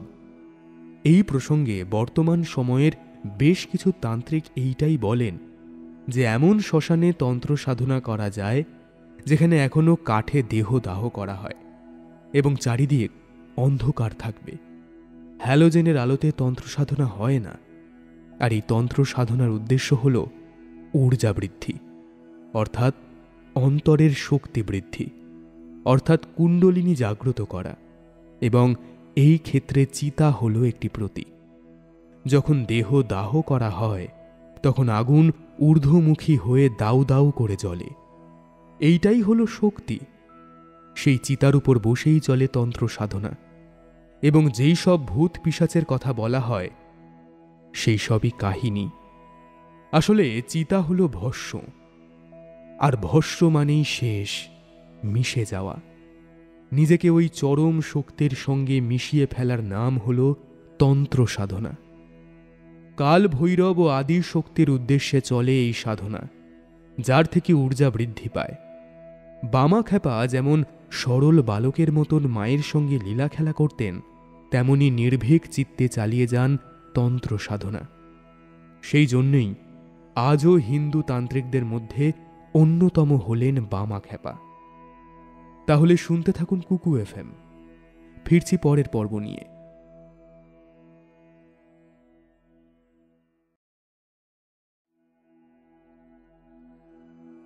মানুষ ভবিষ্যৎ জানতে খুবই আগ্রহী, আর সেই জন্যই বেশিরভাগ মানুষ কুষ্টি বিচার করতে হাত দেখাতে যান জ্যোতিষীর কাছে। তাদের পরামর্শে জীবনে সফলতা বিফলতা নিয়ে ভাবনা চিন্তা করেন। কিন্তু এটা ভেবেছেন যে আজকের দিনে যদি আমি কর্ম না করি তাহলে ভবিষ্যৎ জেনে কি হবে? যাক, সেসব আলাদা প্রসঙ্গ। বরং আজ আমরা শুনব ত্রিকালদর্শী তারাপীঠের চলমান শিব কেমন ভবিষ্যৎবাণী করেছিলেন তাঁর সমসাময়িক মনীষীদের নিয়ে। আমরা আগের পর্বে বলেছিলাম রামকৃষ্ণ ও বামা সমসাময়িক। এই স্বামী বিবেকানন্দেরও সমসাময়িক হলেন বামদেব। হ্যাঁ, গুরু রামকৃষ্ণের সংস্পর্শে আসার পর স্বামীজির মনে ইচ্ছা জাগে বামা খেপাকে দর্শন করার। তখন তিনি কলেজে পড়তেন এবং বয়সে ওই 19-এর দোরগোড়ায়। বিবেকানন্দ তাঁর সহপাঠী শরৎচন্দ্র চক্রবর্তীকে জানান বামা খেপাকে দর্শনের ব্যাপারে। সেই দিন তাঁর বন্ধু প্রশ্ন করেন, তুমি তো ঠাকুরের দেখা পেয়েছ, আবার কেন সেই ব্রহ্মজ্ঞ পুরুষকে দেখতে চাও? আসলে রামকৃষ্ণের মধ্যে ছিল 3টি গুণ, যেমন বালকবৎ, জড়বৎ, উন্মাদবৎ। অন্যদিকে বামা খেপার মধ্যে ছিল 4টি গুণ। বালকবৎ, জড়বৎ, উন্মাদবৎ ছাড়াও ছিল পিশাচবৎ। এই গুণটি ছিল না ঠাকুর রামকৃষ্ণের মধ্যে। আর ঠিক এই কারণেই তিনি বামা খেপাকে দেখতে চাওয়ার ইচ্ছা প্রকাশ করেন। যাই হোক, বন্ধুর সঙ্গে বিবেকানন্দ পৌঁছে যান তারাপীঠ। এলো সেই মহাসন্ধিক্ষণ। একদিকে বামা, অন্যদিকে বিবেকানন্দ, দুই শক্তি মুখোমুখি। সেই দিন দুজনেই দুজনের দিকে দীর্ঘক্ষণ অপলক নয়নে তাকিয়ে থাকেন। আনন্দে আপ্লুত দুজন। এমনকি দুজনের চোখ দিয়ে জল গড়িয়ে পড়ছে। নরেন্দ্রনাথ সেই দিন এক রাশ আনন্দ নিয়ে ফেরেন। হ্যাঁ, সেই দিন বামা বিবেকানন্দের বন্ধুকে শুধু বলেন, এই যুবক একদিন ধর্মের মুখ উজ্জ্বল করবে। কথাটা অক্ষরে অক্ষরে মিলেও যায়। আজও বিবেকানন্দ একজন বীর ভারতীয় সন্ন্যাসী, যিনি শিকাগো ধর্মসভায় হিন্দু ধর্মের গৌরব বৃদ্ধি করেন। মহর্ষি দেবেন্দ্রনাথ ঠাকুরের সাথে সাক্ষাৎ হওয়ার সময়ও বামাখ্যাপা যা যা বলেন সেইটা অক্ষরে অক্ষরে মিলে যায়। এইরকমই একটি ঘটনা কথিত আছে যে দেবেন্দ্রনাথ ঠাকুর বামদেবের সঙ্গে তারাপীঠে সাক্ষাৎ করে বাড়ি ফিরবেন। সেই সময় বামা বলেন, ফেরার পথে ট্রেন থেকেই দেখতে পাবে একটা বিশাল মাঠ। সেই মাঠের মাঝখানে আছে একটা ছাতিম গাছ। তার নিচে বসে ধ্যান করবে, দেখবে মনের ভিতরে আনন্দের জ্যোতি জ্বলে উঠবে। ওখানে একটা আশ্রম বানাও দেখি। আহা, শান্তি শান্তি। ফেরার পথে সেই মাঠ এবং ছাতিম গাছ দেখে তিনি অবাক হলেন। বামাখ্যাপার কথা অনুযায়ী তিনি সেইখানে বসে ধ্যানে মগ্নও হলেন এবং ঠিক করেন সেইখানে তিনি আশ্রম স্থাপন করবেন। ব্যাস, পরবর্তীকালে ওইখানেই প্রতিষ্ঠিত হয় শান্তিনিকেতন। এবারের ঘটনা ঘটেছে বাংলার বাঘ আশুতোষ মুখোপাধ্যায়ের সঙ্গে। এই মানুষটির সঙ্গে সাক্ষাৎ হতে বামাখ্যাপা এই মানুষটিরও ভবিষ্যৎ বলে দিয়েছিলেন। সালটা ছিল 1901। আশুতোষ মুখোপাধ্যায় তাঁর মা ও স্ত্রীকে নিয়ে আসেন তারাপীঠ। মায়ের পুজো ছাড়াও বামাখ্যাপাকে দর্শন করতে চান তিনি। সেই ইচ্ছে নিয়েই আসা, দেখাও হয় দুজনের। সেই দিন আশুতোষ বামাখ্যাপাকে ভক্তি ভরে প্রণাম করতেই তিনি বলে উঠেছিলেন, যা যা যা, তোর মনোবাঞ্ছা পূর্ণ হবে, তুই শালা জজ হবি। তিনি তখন যদিও হাইকোর্টের আইনজীবী, কিন্তু মনে জজ হওয়ার ইচ্ছে খুব ছিল তার। এরপর 1904 সালে তিনি হাইকোর্টের জজ হন।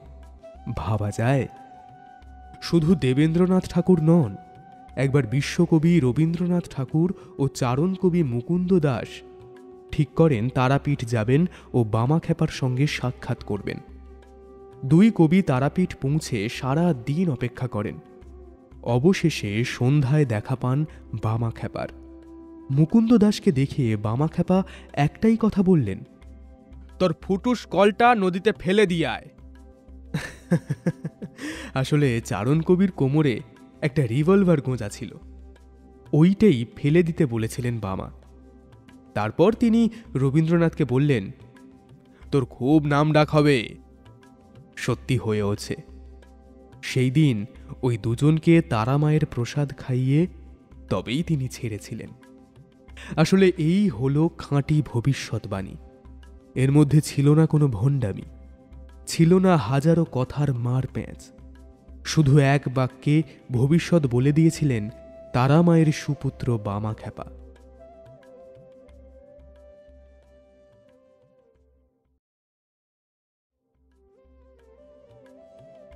সকলই তোমারই ইচ্ছা, ইচ্ছাময়ী তারা তুমি।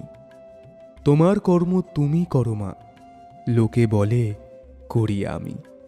সকলই তোমারই ইচ্ছা। দুচোখ বেয়ে ঝরে পড়ছে অশ্রুধারা। এ কেমন ভক্তি!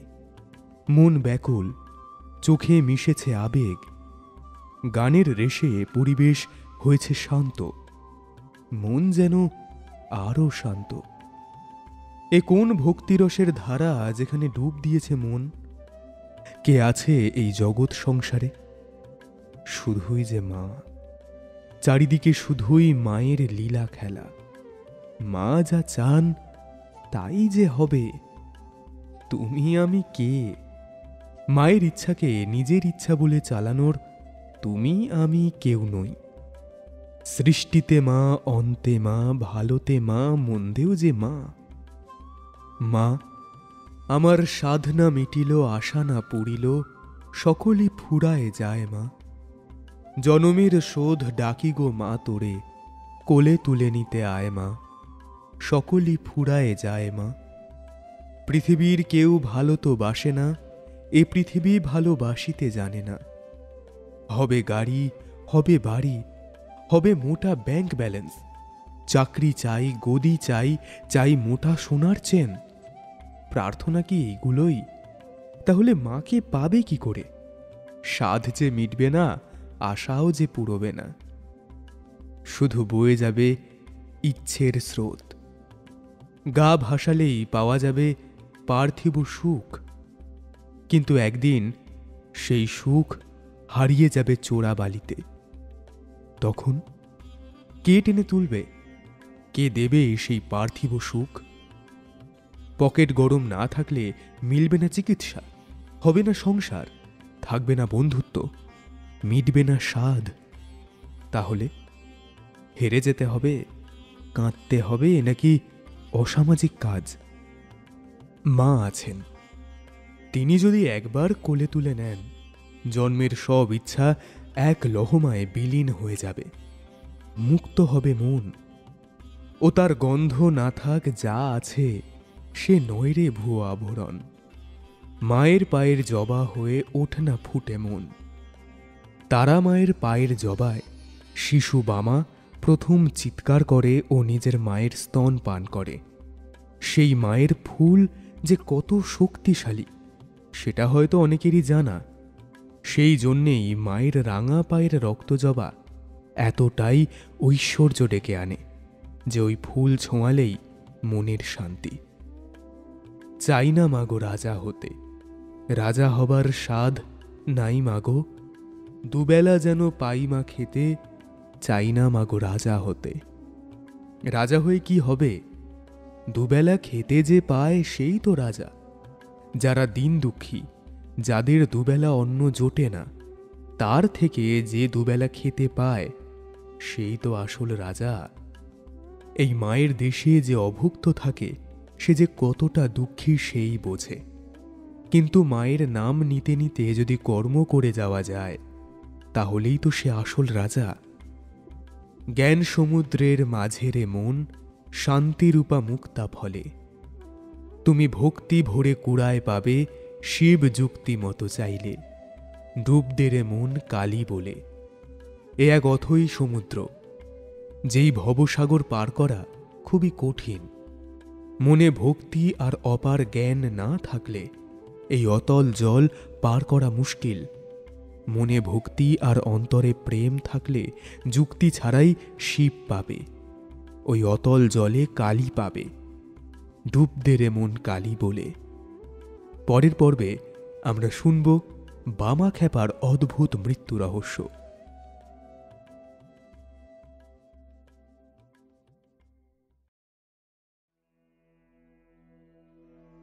মৃত্যু, যার ব্যাখ্যা দেওয়া বা করা সহজ নয়।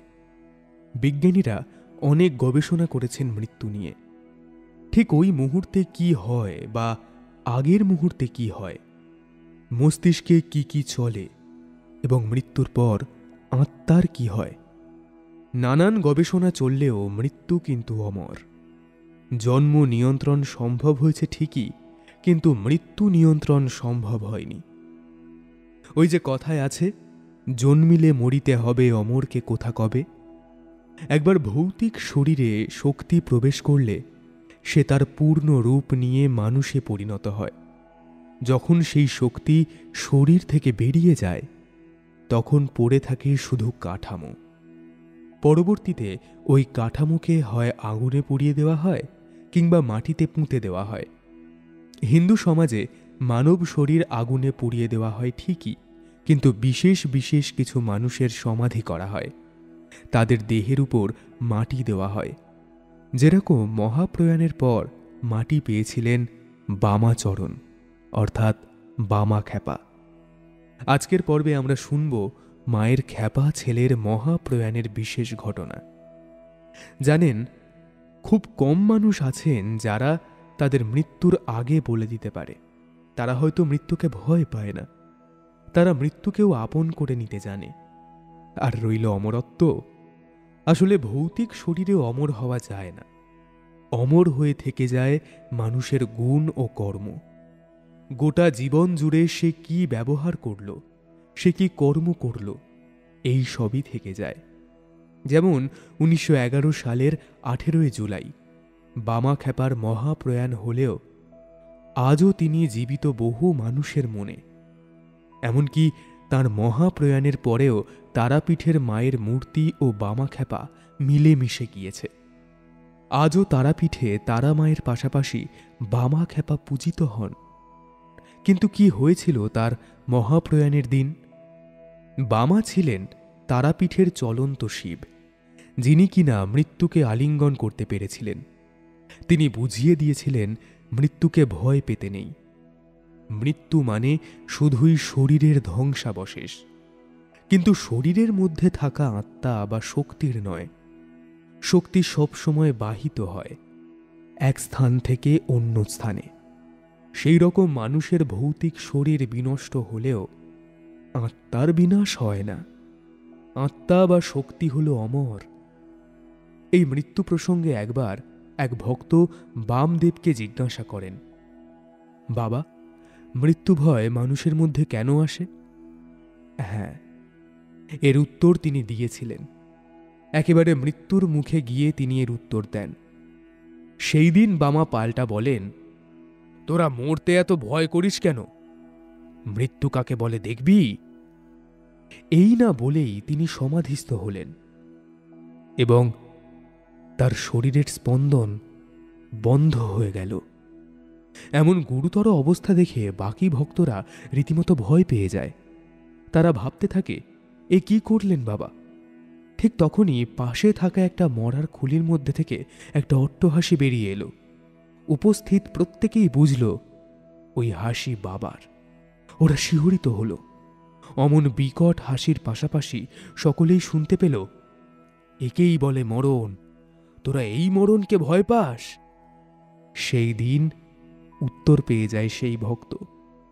শুধু ওই ভক্ত নয়, যারা যারা বামা খ্যাপার জীবনী জানেন তারা প্রত্যেকে এর উত্তর পেয়েছিলেন। মৃত্যু যে কিছুই না সেইটা সহজভাবে বুঝিয়ে দিয়েছিলেন বামা। মৃত্যু যে শুধুই শক্তির হাত বদল, তারই উত্তর দিয়েছিলেন তিনি। সেদিন বামা ওই মরার খুলি থেকে ফের নিজের শরীরে ফিরে আসেন, উঠে সকলের সঙ্গে কথা বলেন। এতে করে সেদিন সকলেই বুঝেছিলেন বামা হলেন জ্বলন্ত শিব, যিনি সকল বন্ধন থেকে এক লহমায় বিলীন হয়ে যেতে পারেন, আবার ফিরেও আসতে পারেন। আসলে জন্মিলে মরিতে হবে, সেইরূপ বামা নিজেও তাঁর মৃত্যুশয্যা ও মৃত্যুদিন ঠিক করে রেখেছিলেন। এটাও এক বিরাট অলৌকিক ঘটনা। চলুন জানি। বাল্যকাল থেকেই বামা ছিলেন শ্মশানবাসী। 1911 সালের 18 জুলাইয়ের কয়েকদিন আগেই তারাপীঠের মহাশ্মশানে আবির্ভাব ঘটে এক আশ্চর্য পুরুষের। সে রীতিমতো গলে যাওয়া শবের মাংস আহার করছিল।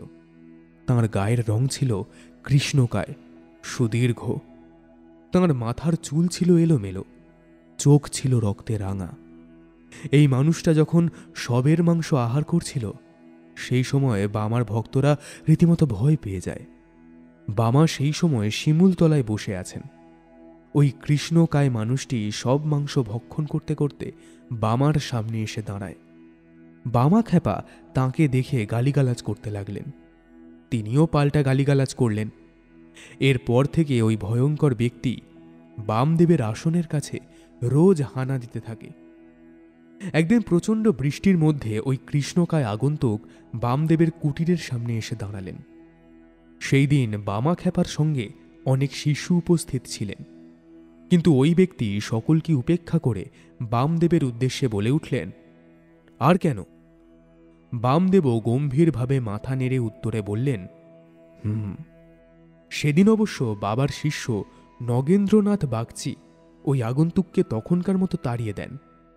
তার পরদিন বামদেব নিজেই নগেন্দ্রনাথকে শ্মশানের এক বিশেষ স্থান দেখিয়ে দেন এবং ওই স্থানে যেন তাঁর অন্তিম সংস্কার করা হয় সেই নির্দেশ দেন।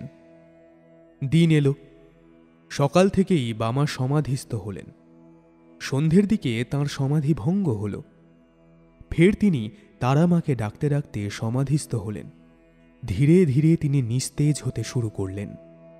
তাঁর শারীরিক অবস্থার চূড়ান্ত অবনতি হতে শুরু করল। শিষ্যরা চটজলদি কবিরাজ ডাকতে রামপুরহাট গেলেন। ঠিক সেই সময় ওই আগন্তুক আবার এসে দাঁড়ালেন বামার নিকট। তিনি জানালেন বামদেব সব চিকিৎসার ঊর্ধ্বে চলে গিয়েছেন। ব্রহ্মরন্ধ্র ভেদ করে তিনি নিরাকারে লীন হয়েছেন, অর্থাৎ তাঁর মহাপ্রয়াণ হয়েছে। আজও তারাপীঠে তাঁর সমাধি রয়েছে। মা যেমন সেখানে পূজিত হন, তিনিও পূজিত হন। যাই হোক, এখন মনে প্রশ্ন আসছে তো, কে ওই আগন্তুক? কে ওই কৃষ্ণকায় মানুষ? হতেও তো পারে সে কাল ভৈরব। এই কাল ভৈরব হল শিবের উগ্র রূপ। সাধারণত যারা তন্ত্র সাধনা করেন তাঁরা কাল ভৈরবের আরাধনা করেন, এবং শিব হল কালের মূর্তি।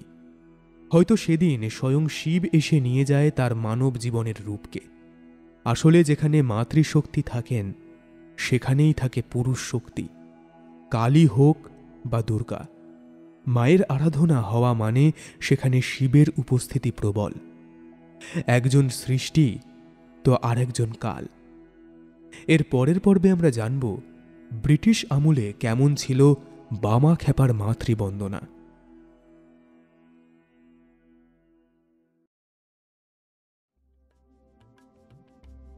জননী গো, লহ তুলে বক্ষে, শান্তনবাস দেহ তুলে চক্ষে, কাঁদিছে তব চরণ তলে ৩০ কোটি নরনারী গো।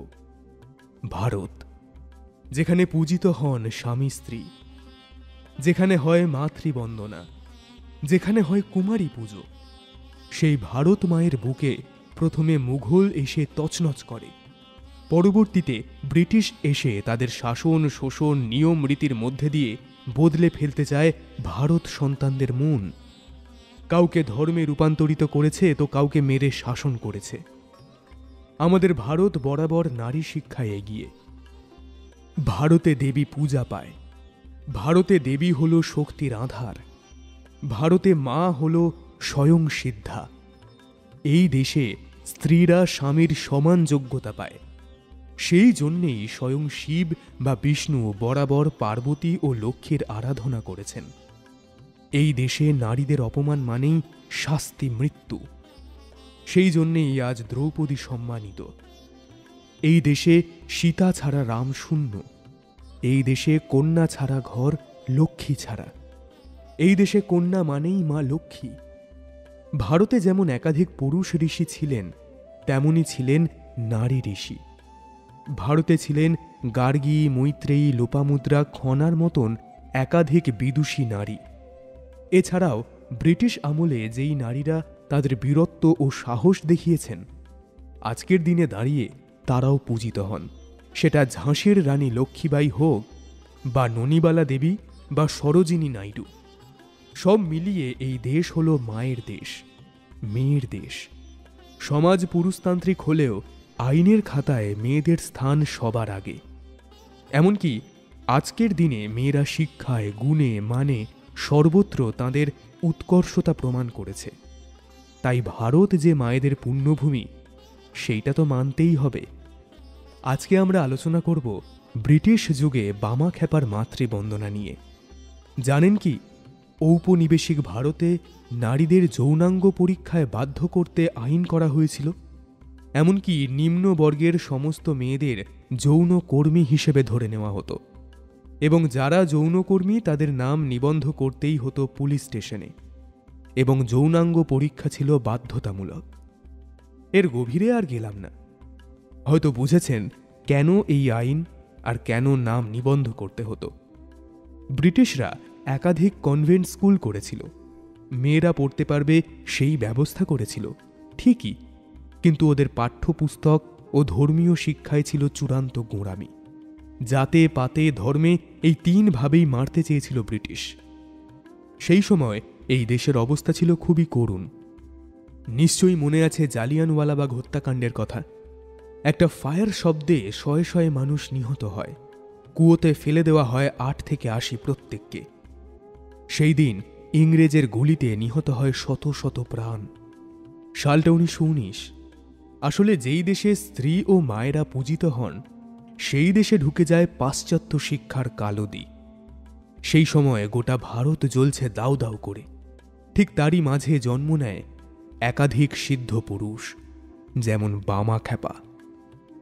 তাঁর করা মাতৃ সাধনা সেই সময় এতটাই উল্লেখযোগ্য ছিল যে আজকের দিনে দাঁড়িয়ে অতীত দেখলে এটাই মনে হয়, यदा यदा हि धर्मस्य ग्लानिर्भवति भारत अभ्युत्थानमधर्मस्य तदद्मानं सृजाम्यहम् परित्राणाय हि साधूनां विनाशाय च दुष्कृतं धर्म संस्थापनार्थाय সম্ভবামি যুগে যুগে।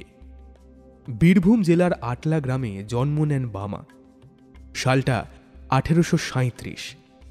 জন্মলগ্ন থেকেই তাঁর প্রাণ ছিল তার মায়ের জন্য নিবেদিত। মায়ের প্রতি সন্তানের ভালোবাসা কেমন হতে পারে সেইটাই বুঝিয়ে দিয়েছিলেন বামা। মা যে আদিশক্তি, মা যে স্রষ্টা, সেইটা তিনি বুঝিয়ে দেন। যদিও সেই সময় ইন্টারনেট ছিল না, এমনকি যোগাযোগের মাধ্যমও উন্নত ছিল না, তাই সেই সময়ে তার মাতৃ সাধনার ব্যাপ্তি ব্যাপকভাবে না হলেও সেই সময়েও বহু মানুষ ছুটে আসতেন তারাপীঠে।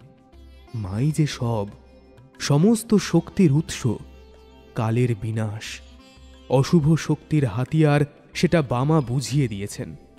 একদিকে নারীদের উপর চরম অত্যাচার, অন্যদিকে নারী শক্তির আরাধনা এক অপূর্ব রহস্য তৈরি করেছিল।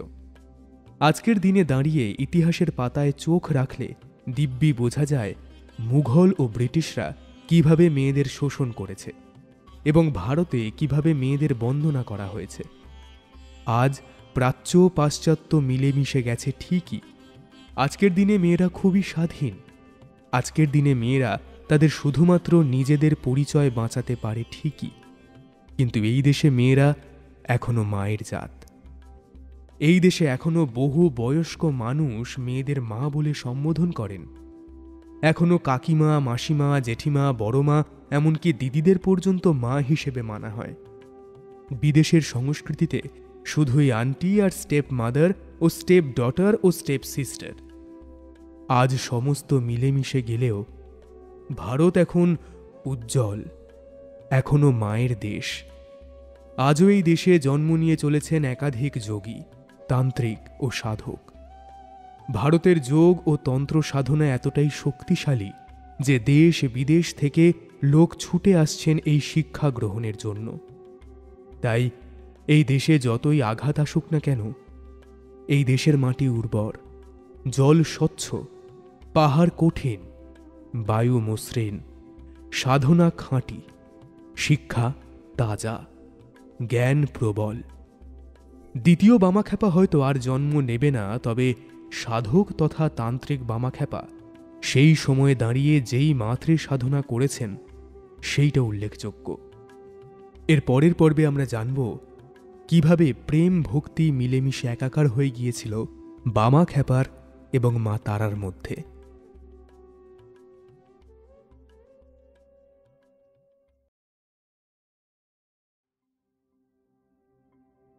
যেই প্রেম সাগরে ডুব দিয়েছিলেন মায়ের সুপুত্র বামাখ্যাপা, যার হৃদয় জুড়ে ছিল শুধুই মা, তার বড় মা, স্বয়ং তারা মা। মন যে আমার সদাই বলে, সকল তীর্থ আছে আমার তারা মায়ের চরণ তলে। মায়ের দুটি রাঙা চরণ, তাই তো আমি করি স্মরণ। জন্ম থেকেই মায়ের জন্য নিবেদিত প্রাণ ছিল বামাখ্যাপার। আটলা গ্রামের শিশু ছোট থেকেই অনুভব করতে থাকে এই ভব সংসারে তাঁর দুটো মা, এক তার ছোট মা, অন্যজন বড় মা। নিজেই নিজের বাড়িতে মাটির বিগ্রহ তৈরি করে পুজো করতেন, গান গেয়ে মাকে শোনাতেন। তাঁর বাবা ছিলেন একজন বাউল বাদক। মাঝে মধ্যেই বাবার সঙ্গে মন্দিরে গিয়ে গান গাইতেন, এমনকি বাবার সঙ্গেই প্রথম শ্মশান যান। সেই থেকেই তাঁর দ্বিতীয় ঘর হয়ে ওঠে তারাপীঠের শ্মশান ক্ষেত্র। সেইখানেই শুরু হয় তাঁর তন্ত্র সাধনা। প্রথাগত শিক্ষায় তাঁর আদৌ মনোযোগ ছিল না। ঘর ত্যাগ করে আশ্রয় নেন শ্মশানে। সেখানে তাঁর দেখা হয় কৈলাসপতি বাবা নামে এক সন্ন্যাসীর সঙ্গে। তাঁর শিষ্যত্ব গ্রহণ করেন বামাচরণ চট্টোপাধ্যায়। ওই কৈলাসপতি বাবা তারাপীঠে থাকতেন। এরপর বামা তারাপীঠের দ্বারকা নদের তীরে যোগ ও তন্ত্র সাধনা করেন। পরে তিনি নিকটবর্তী মল্ল রাজাদের মন্দিরময় গ্রাম মালুটি, অধুনা ঝাড়খণ্ড রাজ্যতে যান যোগ সাধনার জন্য। সেখানে দ্বারকার তীরে মৌলাক্ষী দেবীর মন্দিরে সাধনাকালে প্রায় 18 মাস অবস্থান করেন। এইভাবে তিনি হয়ে ওঠেন এক সিদ্ধ পুরুষ। পরবর্তীতে তারাপীঠের মন্দিরে পূজারী হয়ে মায়ের সেবা যত্ন করতে লাগেন। এর মধ্যেই ঘটে যায় বহু অলৌকিক ঘটনা। এই ত্রিকালদর্শী পুরুষের কাছে দূর দূরান্ত থেকে মানুষ ছুটে আসত নিজেদের সমস্যা নিয়ে। আসলে তিনি যাকে যা বলতেন সেইটাই ফলে যেত, তাই কেউ তাকে বিশেষ চটাত না।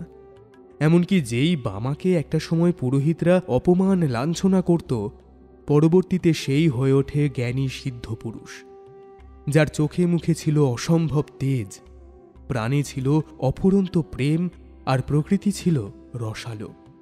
বামাচরণের কথায় ভক্তি হল আসল উৎস। পাণ্ডিত্য বিদ্যে দিয়ে ঈশ্বর প্রাপ্তি হয় না। ঈশ্বরের সান্নিধ্য পেতে গেলে শুধু লাগে ভক্তিরস। যেই ভক্তিরসে অশ্রু বিগলিত হবে, যেই ভক্তিরসে প্রেম ঊর্জা পাবে, যেই ভক্তিরসে কাম ক্রোধ মুক্তি পাবে। মায়ের চরণতলে মনকে একাগ্র করতে পারলেই যে সব পাওয়া যায়। এক রাস পাণ্ডিত্য আর বুদ্ধির চাকচিক্য দিয়ে যে আদি শক্তি মাকে পাওয়া যায় না, সেটা বামা বুঝিয়ে দিয়েছেন তার জীবনযাপন দিয়ে। তাই বলে কি তিনি মূর্খ? না না, সমস্ত জ্ঞান তার অন্তরে, আর সেই জন্যই আজও তিনি জনপ্রিয়, পূজিত ও শ্রদ্ধেয়। একবার এক পণ্ডিত ব্যক্তি বামাকে জিজ্ঞেস করেন, যত বেশি জপ করা যাবে ততই বুঝি শক্তি বাড়বে? উত্তরে বামা বলেন, হ্যাঁ রে হ্যাঁ, কেবল শুনলে কি হবে, করে দেখ না, তাহলেই জানতে পারবি। নির্জনে বসে কেবল জপ করো, আর মায়ের নাম করে কেবল কাঁদো, তাহলেই মায়ের কোলে উঠতে পারবে। অপর এক ভক্ত বামাকে প্রশ্ন করেন, বাবা, আপনি তাকে দেখতে পান? উত্তরে বামা কি বলেছিল জানেন? বামা বলেন, দেখতে পাওয়া কি, যারা হারায় তাদের খুঁজে দেখতে হয়। আমি তো হারাইনি, আমি 24 ঘন্টাই তো মায়ের কোলেই শুয়ে আছি। আমি যে মায়ের পাগল ছেলে, পাছে কোথাও হারিয়ে গুলিয়ে যাই বলে মা বেটি আমায় কাছছাড়া করে না।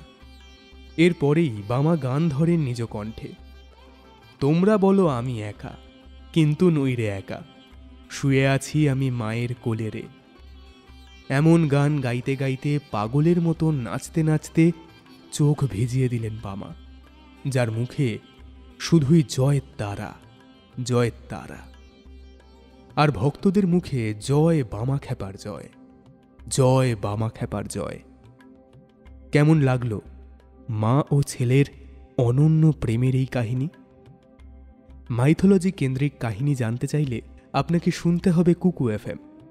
আপনারা শুনছেন কুকু এফএম, শুনুন যা মন চায়।